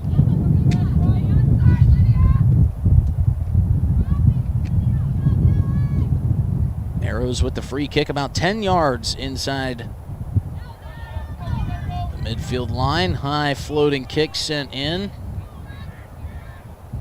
Bouncing around, we see checked in Parker Meek, who is sporting a huge brace on that left wrist, but still playing through injury. And a nice job defensively picked off there by Jacoby LaRoche. LaRoche trying to feed it through, on its way to Caden Aharts. Caden Aharts turns around on a dime. Shot on goal. What a save by Owen Muller. And that's exactly what he needed to do right there. Keeper was test the keeper. Put that shot on frame, see if he's doing his job. Great play. You saw Jacoby win that ball, put it in the channel. Caden makes the run. That's what the Governors need to do right there. Find those channels in behind. And Caden Aharts put that absolutely perfectly on frame, but a beautiful save by Owen Muller keeps the Govs scoreless. Jacoby LaRoche corner kick coming in, and that one is just kicked out of danger's way. Best scoring opportunity, it seems, back there from Caden Aharts. But we're seeing, again, more pressure coming from the Governors as this one's crossed in by Hekmat Ghaznavi off the head of the defender. We'll see who they award it to. Looked like it caught the top of the cap of Ethan Rammel, and our officials agree, so it'll set up another corner kick for the Govs. Where would you like to see this one placed? You know, I'd like to see it put right at the top of the 6, between the 6 and the PK mark, and make it crash on that ball for a one-timer. Let's see if Jacoby LaRoche can do just that. Low lining kick sent in off the foot of Zane Fliggy, controlled by LaRoche out of that corner. High crossing kick sent just a little bit too far out in front of Lucas Height, but he just can't chase it down. Had the burners on, but a little bit too far out in front as we see Carson Schlott check back into the game. Yeah, and that wasn't the ball Jacoby wanted, and you could tell as soon as he kicked it, he put his hands on his head like, I know better than that. He'd beaten him down the baseline there, and you could tell he wanted to put that ball right at the PK mark for his guys crashing and just mishit it. So, those opportunities, the Governors need to definitely cash in on them. Well, if this second half goes anything like the first couple minutes have, then the Governors will certainly be afforded a couple more opportunities. This one rolls back towards midfield. Governors still controlling. Carter Templeton been quiet back there between the pipes here in this second half, just as Sean Blanchette would prefer it. Govs control, crossing past centered. Coming in to clear it, Aiden Bass trying to settle things down, and he got it with his forearm. And the Arrows will get the possession back. One name we haven't talked about this game, and it's a person we talked about in the pregame, that we needed to see him be crazy up front, and that's Odekoven. We haven't talked about Odekoven this whole game so far, and I think for the Governors to pull this out to get the W or get a tie or whatever, I think we're gonna need to call Odekoven's name a couple more times than we have. We'll see if he can get into the mix of things. This ball goes over top of our canopy. Controlled by the Arrows. Zane Fliggy trying to shake free of Jacoby LaRoche. LaRoche will clear it down, looking for a streaking Hekmat Ghaznavi. They've got the goalkeeper completely out of the net. It's a wide open net, and it's saved off the shin, and a great deflection play out of there by the Watertown Arrows and Kaysen Bender. Owen Muller was about 40 yards outside of his post, and the last line of defense was Kaysen Bender, and he used the shin to deflect it away, and we get to our second water break of the afternoon. It's a Coca-Cola bottling timeout. We'll step away for 60 seconds and come back. Things heating up here at the Pilk. Arrows lead 1-0. We'll be back after this short break on River 92.7. Hi, this is Clark Chaudhry, the Business Development Officer at American Must Bank & before or after your travels. DJ Senex has a great selection of hot and cold snacks. They're second to none for your choice of hot or cold beverages too. And when you're heading out, be sure to fuel up with quality from the pumps at DJ's with 3 different grades. Back late?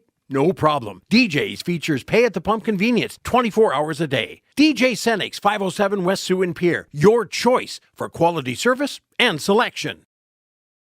At Dakota Behavioral Health, we offer comprehensive mental health services, including medication management. With offices in Pierre and Winter, we provide in-person and telehealth appointments to fit your schedule. Whether you're managing anxiety, depression, stress, or other concerns, our compassionate team is here to help. We are currently accepting new clients, so take the first step for better mental health today. Call Dakota Behavioral Health at 605-702-6769 or visit dakotabh.com to schedule your appointment. Fentanyl is a powerful synthetic opioid, up to 100 times stronger than morphine. Even a tiny amount can be deadly. It's often mixed with other drugs without your knowledge, increasing your risk of overdose. Protect yourself and your loved ones and avoid unknown substances. Stay informed, stay safe, and remember, one pill can kill. For more information on fentanyl prevention, visit your local health resource or speak to a healthcare professional today. This message was brought to you by the Great Plains Tribal Opioid Response, so that the people may live. Welcome back to the Owyhee Federal Credit Union. I mean, the keeper, he came all the way out. He tried to help his defense out, and he did. The problem was they deflected it right into Ghaznavi's feet, and he got to keep control of the ball. And then the keeper, we watched it, and the referees were just laughing about it. He reached out like, I'm going to get the player the ball. Oh, no, I can't do that because it's going to be a foul and a possible red card. So heads-up play on him, and then his defense, as soon as they saw it, they got back in the goal and covered. So great team defense right there by Watertown. But those are the attacks right there. Look at, we got out wide, we got another attack. We keep getting out wide, we keep getting attacked. So the Governors just need to keep doing what's being successful for the way they like to play. They've been finding a little bit of success and a little bit of momentum down on that offensive side. We'll see if they can pay it off here as we are under 20 minutes to play. As we mentioned, Arrows leading 1-0. Shot on goal just goes a bit high for Alex Odekoven, a guy that Chris Derry was just talking about. We need to say his name more, and we did right there, and he almost was able to ring one off the top crossbar. Yep, and that's what Alex does. If that ball's anywhere near him, he goes and he like I said, he's a crazy man up front. He goes and tries to find that ball and make things happen. When he does, the Governors are dangerous. And right there, he sniffed it out, got a shot off just over the top of the crossbar. And we've got a trip as Jacoby LaRoche goes flying down in a heap. And it'll set up a free kick from way outside. But again, Sean Blanchette, whatever adjustments he made at halftime have been working. They're finding more offensive opportunity, and Carter Templeton, well, he could just be sitting back there having a cup of coffee if he wants to. He really hasn't been needed in this second half. LaRoche with the free kick sends it in off the head of Wyatt Nicholson and just a bit wide. And that opportunity comes up empty for the Govs, and with the minutes ticking down, not many more opportunities can be lost in transition like this for Pierre if they want to tie this thing up and possibly find their way in the win column. As we see another substitution, Roher Carranza checks in for the Arrows. Checking out is Dawson Hartman. Carranza has been a thorn in the side of the Governors, as has Carson Schlott and Zane Fligge. These two guys have been seemingly running on batteries. They just haven't slowed down whatsoever. And they're going to need that conditioning and that endurance with the way that the Govs are pressing here. Pass is picked off. Coming through is Lucas Height, looking for a way out. Shot on goal, and it finds its way into the back of the net. Jacoby LaRoche has evened it up for the Govs. And like we said, you keep just putting cracks in the dam, something's going to break through, and the Governors and Jacoby LaRoche have tied it up at 1 goal apiece. Yeah, and great job. Started with Lucas Height pressing the ball. Kyron Boyd, with a mistake there. Tried to pass it across the middle softly, and as a center back, that's not something you can do. And Jacoby LaRoche was right there and just said, thank you very much, and nice, calmly placed it right in the back of the net. So great job pressing them. Now let's see what even game. Now let's see who wants it. And that is our Rounds Financial Services Right on the Money highlight. Be listening for the Rounds Financial Services Right on the Money highlight. Rounds Financial Services, where your money works for USAIC Wealth Partners and Wealth Member SIPC. Jacoby LaRoche delivers us our Rounds Financial Services Right on the Money highlight as he ties the game up at 1. And now Jacoby LaRoche goes down to his back. As the play taking place about 30 yards from him, he is sprawled out and looking around, not sure what the issue is with Jacoby LaRoche. But they're calling for the Avera medical team to come out and tend to him. He is up and walking off, but who knows, maybe the heat, maybe all of this excitement and all the running around has gotten the best of Jacoby LaRoche as the Avera cart makes his way to him, and he'll say no thanks to the cart. He'll trot off the field, so it looks like maybe he just needs to catch his breath. That's what we will hope for. James Hart will check in for LaRoche. Yeah, and I think right there you're just seeing exhaustion. Jacoby has been all over the field, has been just going and going and going. And I think what you saw right there was Jacoby saying, "Hey, the gas gauge is on E. I need some refuel. I need a breather." Yep. And he deserves one, especially after scoring the Govs' lone goal and tying it up at 1 apiece. So LaRoche will get tended to. I know it's a small thing too, but you're out here playing in the heat under the sunlight, and the dark green jerseys, they definitely attract more heat than the road white jerseys, so definitely something to think about. Of course, the Governors look great in their Governor green here this afternoon. So they look to try to steal and win away from the Arrows, and now they got to rely on Carter Templeton back there too to make sure this game stays at 1 apiece. Pass is crossed here near side right in front of us, and that is dumped in. And you can hear a little bit more intensity from the Watertown coach. He's unhappy with the press of his Watertown team. They were attacking the ball the first half, and the second half they've laid off of it, and it's caused problems for him. He realizes it, and he's trying to motivate his team. You know, we've got to step to it. We've got to be higher press. James Hart floated one in. Owen Mueller was there to go down to 2 knees and catch it like a punt.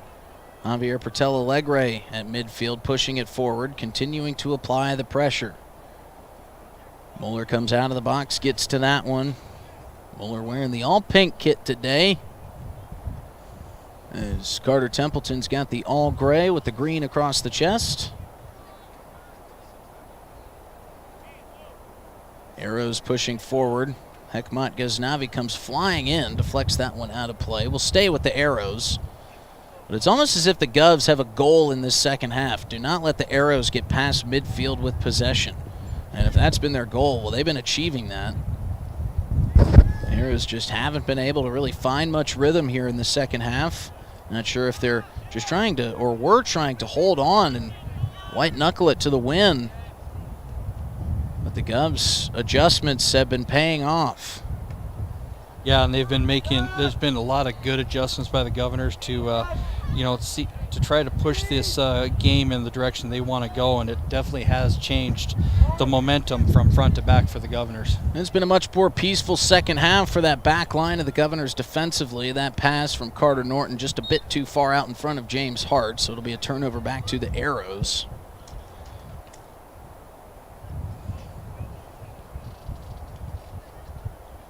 Watertown Arrows making a couple substitutions here, waiting patiently to throw this one in. Finally get it in. Jacoby LaRoche almost cut it off. Good to see him back out there. LaRoche has got it, turning and looking. And LaRoche understandably commanding a couple defensive bodies from the Arrows. Every time he gets the ball, it seems like there's a swarm of white jerseys around it. Pertel Allegre drives one in. That goes off the bar on the side of the net.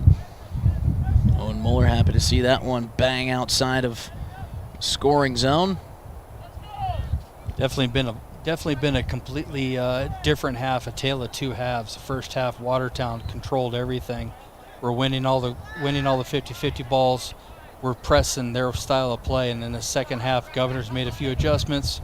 I do think the wind has played a little bit of a factor, but not much. I think it's just been a great adjustment by the Governors for how they wanted to play the second half.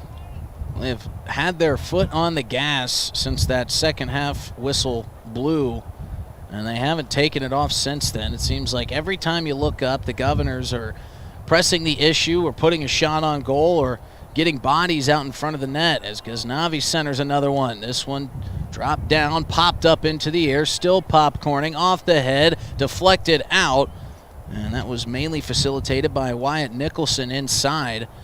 And it will roll out of play. We'll see where they set it up. Looks like a corner kick coming for the Govs, and another scoring opportunity for them to possibly put this out in front. And you're telling them to pick up the pace a little bit, Chris.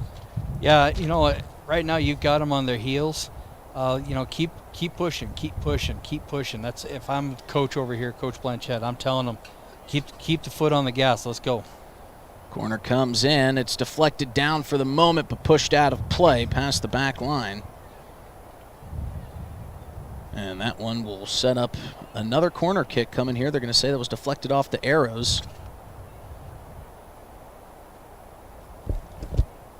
It'll be Jacoby LaRoche to take it yet again. LaRoche approaches. High floating kick out in front. Deflected a couple times. Still loose out in front. And it's a fight, and it finally finds its way into the back of the net. Man, you felt like at some point with as many deflections and as long as that ball bobbled around without Owen Muller getting his hands on it, that was going to make its way in. And it was another goal scored by the Govs. I believe it was Alex Odekov and the way he's celebrating out there. And, again, we talked about, I think for the Governors to have a chance in this second half to pull it out, we're going to have to start calling his name. And, recently here we've called his name a few times. He's gotten involved in there, and look at the opportunities that are coming. Well, we do know that Sean Blanchett wears a little earbud on the sidelines and listens to the River 92.7 broadcast, so he must have heard what you were saying about Alex Odekoven, and the Governors have paid it off.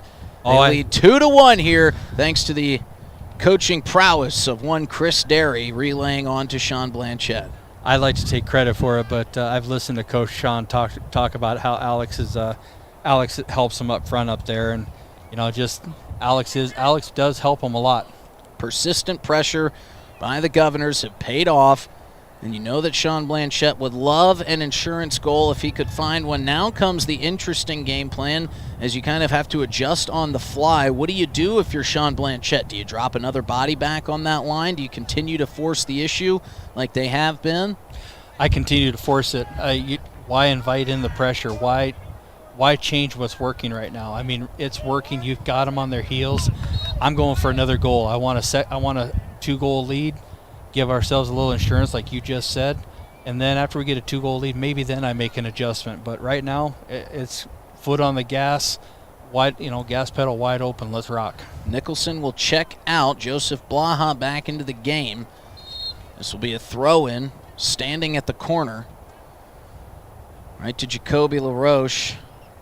Pass is fanned on for the moment. There by Cale Schrake, continuing to fight down in that near side corner, off to our left. Schrake with it again. Pushes it up towards LaRoche. LaRoche back towards midfield. Governors with good ball control. As this one's dumped down in the direction for Hekmat Ghaznavi, but he took a circuitous route to get to it, started coming back up the field, and then had to turn and sprint down the other way.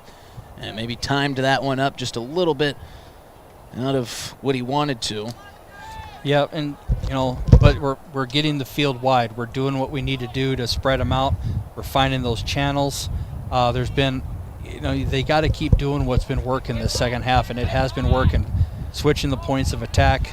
We're on this side. The whole Watertown team is shifting this way. Let's switch it to the other side where we got a 1v1, or as I tell my U12 boys that I coach all the time, hey, numbers advantage, numbers up, attack. Final 10 minutes of the match here. Governors with 2 goals in the second half, and none for the Arrows have put them out in front 2-1. Can they hold on and get a win? It really didn't look like they were going to be able to compete in this one, as this one's cleared down. Carter Norton boots it high up into the sky, and that'll go over the head of Carter Templeton, will bounce out, and the first threat here in the second half by the Arrows will come in the form of a corner kick. And it'll be Patrick Bednarczyk to do it. Yeah, and you'd like to see Carter clear that wide instead of giving a corner kick, but he was under pressure, didn't want to give up anything, just being safe. Let's reset our defense. So when you're running lockstep with Zane Fliggy, the only thing you can know to do is just to kick it out of his direction. Wherever it ends up, it does. Here comes the corner from the Arrows. Low line drive, going to be bounced off the head of a Governors defenseman. Back towards the near side, chased down by Ethan Rammel. Final couple minutes here. Things going to be ratcheting up, certainly for the Arrows, who felt like they were in the driver's seat for most of this match. Now having to play from behind. Throw in goes over the head of a couple white and green jerseys, makes its way all the way back to Jonas Geyer, one of the team's captains for the Arrows. That one crossed, and Hekmat Ghaznavi came out of nowhere to chase it down. Will be centered back out in front of Owen Mueller. He thought about going to get it, and he couldn't. And now we've got a trip inside the box. Alex Odakoven. And it is the man of the hour, Alex Odakoven, and this will set up a great opportunity for the Governors, as he was tripped up by Ethan Rammel. And Alex Odakoven is still down and writhing in pain after catching that foot to the ankle, and we can only hope that he's all right, as the Avera medical cart will make its way out, and just as soon as she left, he is up and moving around. But man, Alex Odakoven certainly putting his stamp on this match in the second half. Yeah, he took a heck of a tackle right there. Watertown knew they were in trouble. They slide tackled, never got a touch on the ball, got all of Alex. Alex Odakoven being Alex up front, and that's what it takes. He's doing a great job of creating havoc. Unfortunately, that tackle right there, when you see a player immediately grasp their head and roll over and grab the back of their head, that's as a coach, it just makes your stomach go, ugh. You hope it's nothing serious. He just, landed a little awkwardly, and it's going to be okay. Well, I would say this is a chance for the Govs to put it away. It'll be Jacoby LaRoche to take the kick from out in front of the net, but of course we saw what happened with the Governor girls trailing 2-0 against Rapid City Central with only a few minutes to play on Saturday, so nothing's in the books, but this would certainly provide some insurance and a possible nail in the coffin. LaRoche awaits. Owen Mueller is waiting as well. LaRoche picking which side he wants to go to. Standing, waiting for the whistle. Govs leading 2-1. Can LaRoche make it a 2-goal lead? He approaches, fakes, fires, and scores. Jacoby LaRoche has put it in for his second goal of the game, and the Govs lead 3-1 with just a couple minutes to play.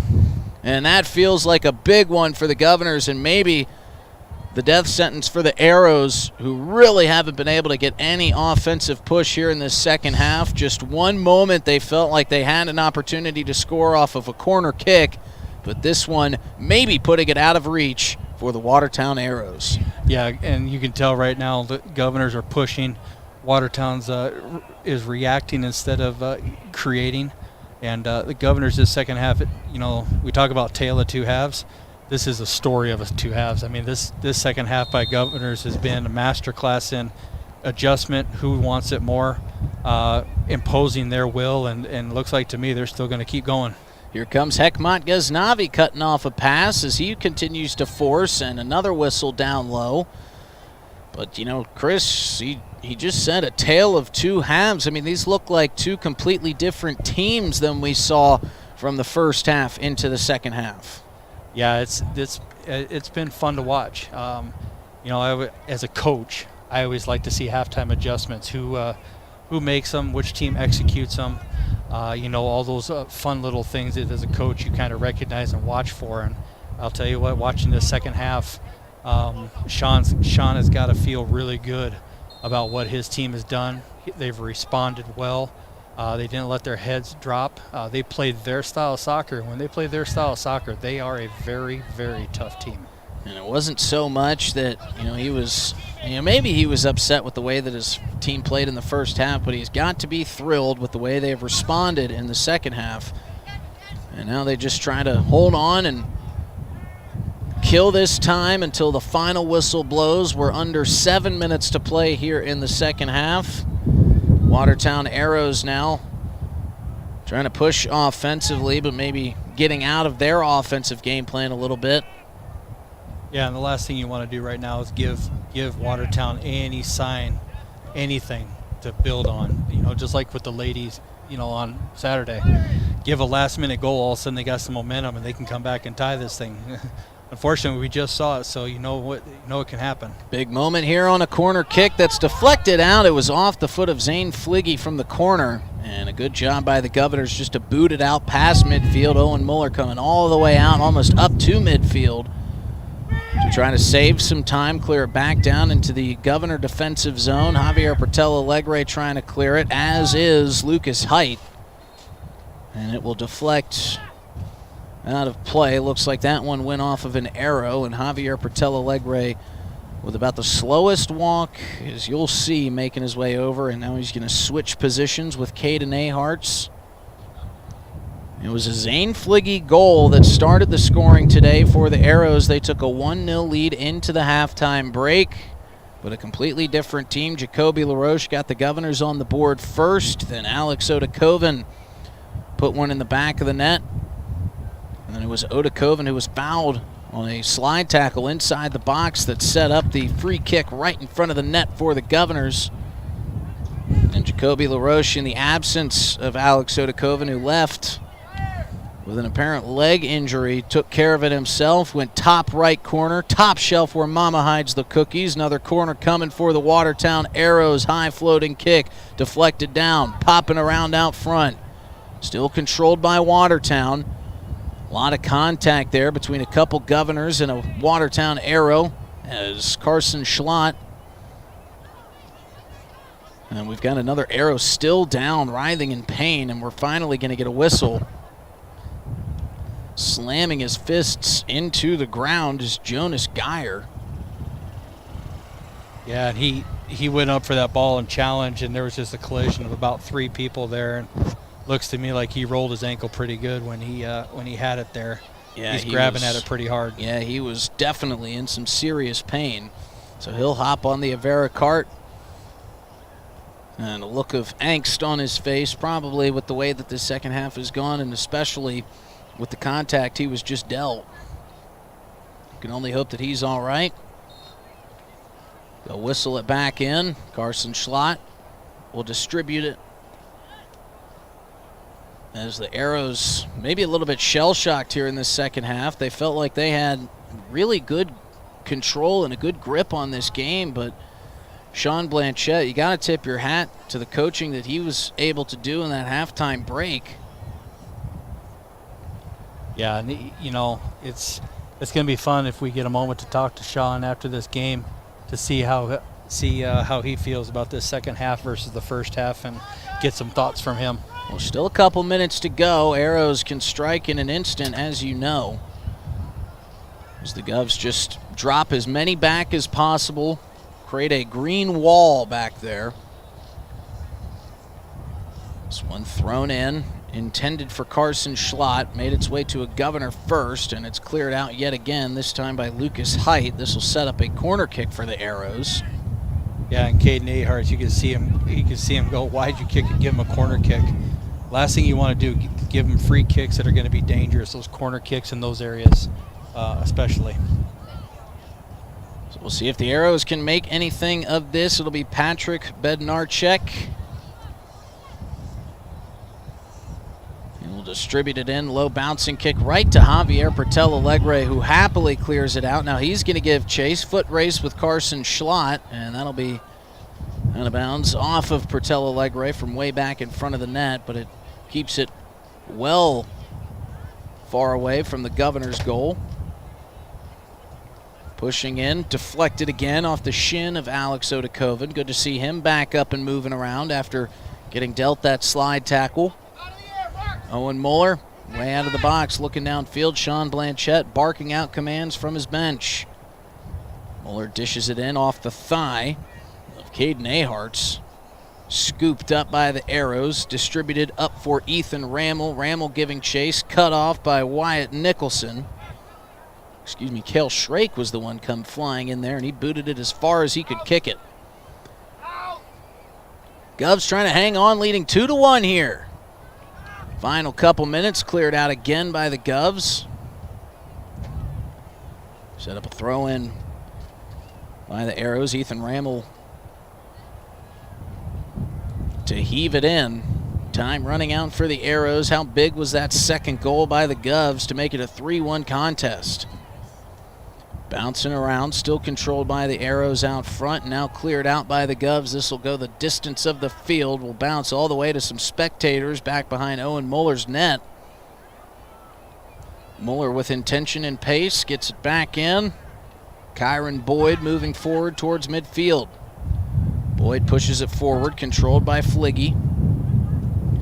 Collision there as we've got a whistle. And Carter Norton involved with the contact with Patrick Bednarczyk. Yeah, and Carter's asking why he's got the foul called on him. He got pushed into the guy and fouled him. He did foul him, but he kind of got pushed into him. So Carter's kind of going, what can I do? It's whoever the official sees last, right? Correct. Yep. They always catch the retaliation, not the first thing, and sometimes they see the follow through instead of what caused it. So, ref called what he saw. I can't blame him for that. Now I just got to defend this set piece. Bednarczyk with the kick, high curling kick, and what a save there, outcoming by Carter Templeton, who went Superman through the air and punched it away with both fists. But we've got another whistle. And now we're going to let the officials sort this out. And they're going to set up. They're going to say that Carter Templeton was outside of the box when he made contact with that. Is that the case here, or is there a push involved? Well, he signaled he gave the signal like there was a push or something. I'm not sure. I'm not going to lie to you, Justin. I'm not 100% sure what he's calling here, especially where he's. Well, he's going to set up a set piece just outside of the box. Yeah, and it'll be Bednarczyk to do the kicking, but I haven't seen this before. Well, usually if it's an indirect kick inside the box, it was from a non-contact foul or, We'll just let it play I'm out. befuddled here. Yeah, I don't know what he called there to cause a kick. Now, if he's calling a direct kick inside the box, it should be a penalty kick. So the only thing he can be calling right here is an indirect kick, which means Watertown has to have two people touch it before it goes in the box. Well, the official is emphatically explaining to Patrick Bednarczyk what the ruling is. Seems like Bednarczyk is, well, maybe not agreeing totally with the call, and now they're going to move the spot, and it looks like they will be setting up for a penalty kick. Yeah, that's why I was confused. I'm not 100% sure what he was calling there, but Well, he is given a PK. You know, props to the official, too, for maybe talking with Bednarczyk and realizing maybe that he got it wrong in the moment. Well, and that's why I said if there's a contact foul inside the box, by definition, the laws of the game, that's a penalty kick. The only thing that cannot be a penalty kick inside the box is a pass back to the keeper or unsporting behavior of some sort, but he was signaling a push, which means there was contact, which means there should be a direct kick, which means inside the 18-yard box is a penalty kick. So kudos to him for recognizing and making fixing it before he had restarted play. So it'll be Patrick Bednarczyk to try to cut this thing to 1 in the final couple minutes. He is set. Templeton awaits. The shot is saved by Carter Templeton, diving to his right to put a cherry on top. What a save. He guessed correctly and made maybe the biggest save of the ball game, and he keeps it a 3-1 score. He boots it free. Chasing it down is Caden Aharts. It'll bounce away to Owen Muller. But what a play by Carter Templeton. What a save. That was textbook. He read him, invited him in, cleaned it up nice and easily, kept his foot on the line. Great job, Carter. Bednarczyk trying to chase down this loose ball, and another great save by Carter Templeton. The arrows are fired up with frustration, and Carter Templeton is oozing with joy after 2 outstanding saves, adding to the season highlight. Well, I'll tell you what, Carter Templeton right now is And here comes a loose Governor out in front, and a shot on goal by Everett Norton finds its way in. It's 4-1 Governors as the time slowly ticks away. Everett Norton is getting in on the fun. What an eventful couple minutes it has been here for the Pierre Governors, as this will be the final goal, the final score. 4-1, Governors win. An outstanding performance all around for the Governors, who looked like a different team in the first half. They come back in a roaring fashion. They win it 4-1. Goals by Everett Norton, 2 by Jacoby LaRoche, and 1 by Alex Odakoven. And we'll talk about all of it in our Family Dental of Pierre and Gettysburg post-game show. We'll step away here for a couple minutes. When we come back, we'll recap all the action for you and look ahead to game number 2 of our doubleheader. Govs win it over the Arrows 4-1. We'll be back after this short break on River 92.7. 2023 Lincoln Navigator at Capital City Ford in Lincoln. Every time you approach your Lincoln, you'll receive a recarpet welcome. Twin turbocharged 3.5 V6 engine with auto start stop technology. You'll travel confidently with technology that meets all your needs. Now you can get the 2023 Navigator for 5.9% at 72 months. Stop in to see the full vehicle lineup at Capital City Ford in Lincoln. Capital City Ford in Pierre, South Dakota. Futures aren't made by accident. They're dreamt, they're planned, they're discovered. At Northern State University, futures are the result of hard work and grit. NSU is an academic powerhouse with a spirit of exploration and genuine support, where professors know your name and push you to discover what you're truly capable of. But don't take our word for it. When you experience Northern, you'll see the difference here. The Best Western Ramkota Hotel in Rapid City supports all South Dakota student athletes and their families. They are conveniently located off Interstate 90, close to downtown and minutes from the beautiful Black Hills. The Ramkota offers sports and family-friendly rates. Guests can relax for free in the indoor water park. They have 36,000 square feet of banquet and meeting space, and the award-winning Minerva's Restaurant and Bar is located on site. Best Western Ramkota welcomes everyone to beautiful Rapid City, South Dakota. With our new online loan application, you can go to our website and apply for a loan when it's most convenient for you. We make getting loan approval fast and easy. Our local lenders are available to assist you if you have any questions. We make it pain-free to get that loan you've been wanting. We're an equal housing lender. Oahe Federal Credit Union, your hometown credit union since 1955. Federally insured by NCUA. Your equipment is working overtime in the summer heat, but can your parts keep up? At Grossenberg, we're rolling out our August filter sale so you can stock up and keep your machines running smooth. Now, through the end of the month, save 16% on John Deere and Fleet Guard filters to help your machines finish the season strong. Partner up with us and stop by your nearest location or visit Grossenberg.com to take advantage of this deal while it lasts. What if we said a bank isn't a place to lock up money? It's a place to set it free. What if the point of banking wasn't to bank at all, but to put your ideas to work? What if your bank asked, what if, a little more? Well, what if we told you we do? We're American Bank and Trust, where what if meets why not?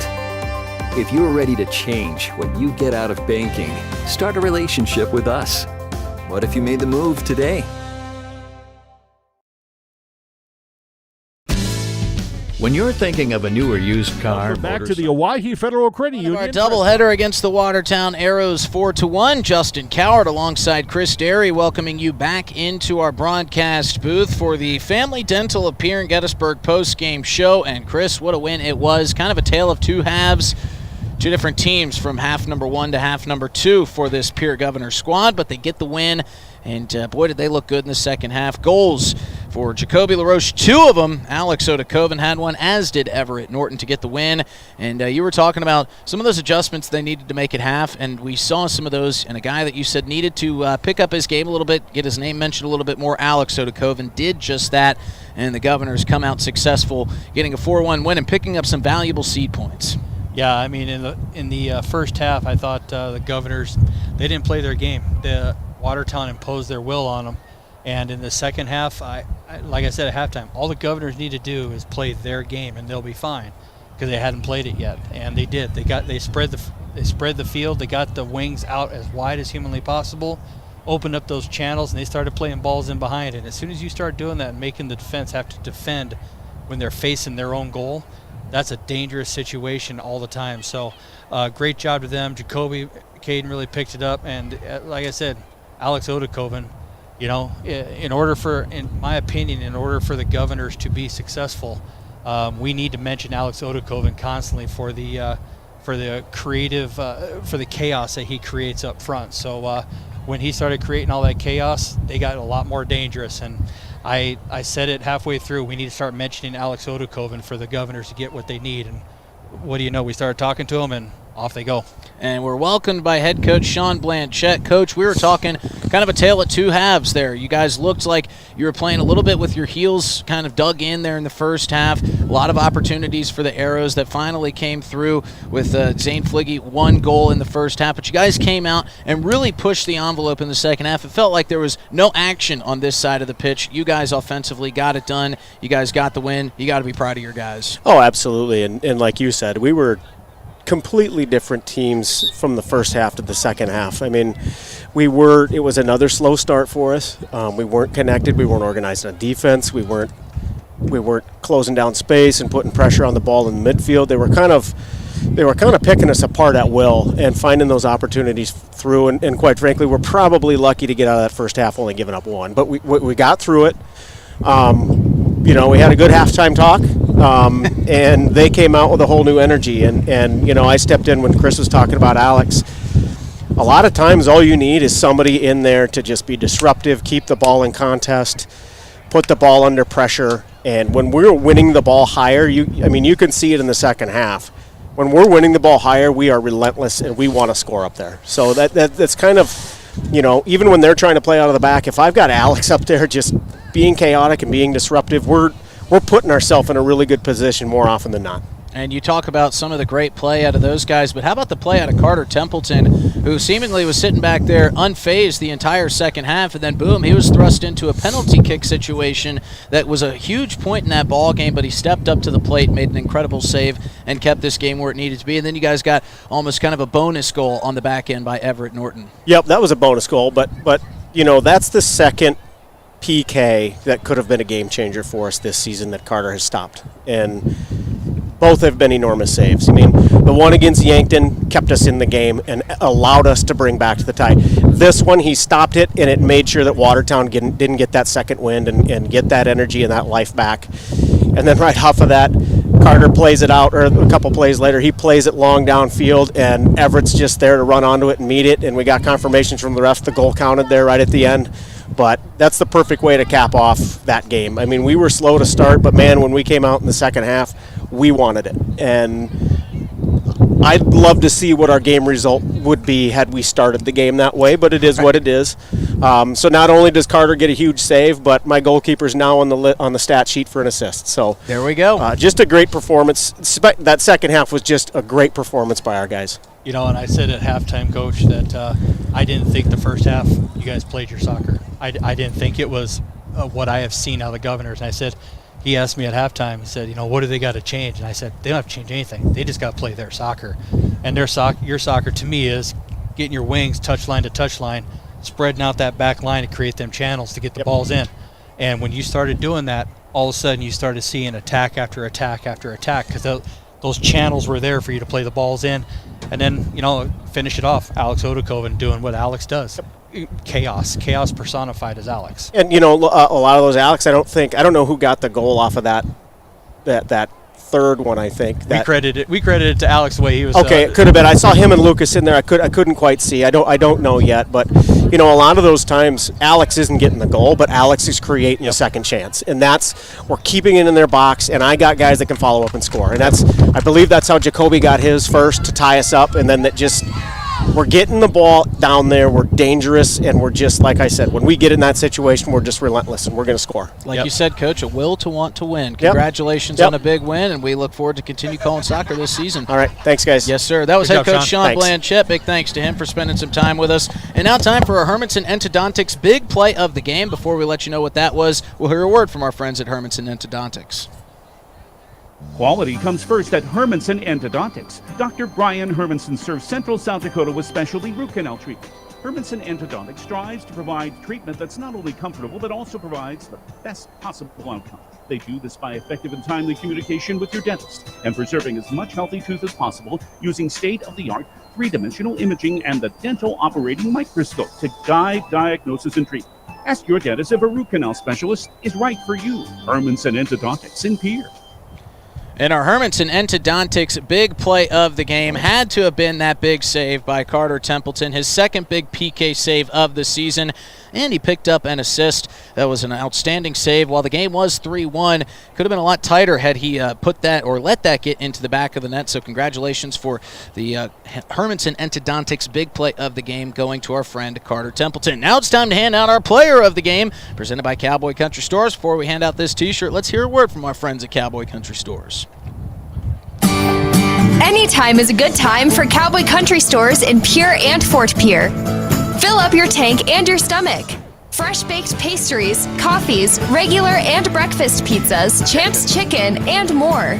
Feed the family while on the go. Then treat yourself to a soft serve ice cream in cones and dishes. Convenience with a capital C. Cowboy Country Stores. Euclid and Harrison Avenue in Pierre and in Fort Pierre. And we've had a tough time deciding who this Cowboy Country Stores shirt goes to, but I think Alex Odekoven, the way that he stepped up in that second half, made himself known and got that aggressive nature to him, I think is deserving of a Cowboy Country Stores t-shirt, Chris. Yeah, I'm not going to disagree with you. I think it could have gone to a lot of different players. I think Jacoby, I think Carter, but it's funny, we talked about the Governors be successful. They need Alex to be crazy up front, and 3 goals, and it's, Alex, we mentioned him, and all of a sudden they go. So I think Alex is a well-deserving player of the game recipient for this game. So congratulations to Alex. And folks, if you're making your way home from the game, the South Dakota Office of Highway Safety reminds you to text or drive. There is no and. You've got some place to be, and that place is right here for game number 2 as we get our Gales Gas Service scoreboard reset, get ourselves set for game number 2 between the Arrows and the Governors. The girls make their way out for the starting lineups, so we'll reset things. But again, one final time from our Gales Gas Service scoreboard in game number 1. The Governor boys win it 4-1 over the Arrows, and we appreciate you listening live on the DRG News app or wherever you're listening live from. Now we step into our very abbreviated Bank West pregame show for game number 2 of our doubleheader. And if you're making your way out of work and getting over to the PILC, the South Dakota Office of Highway Safety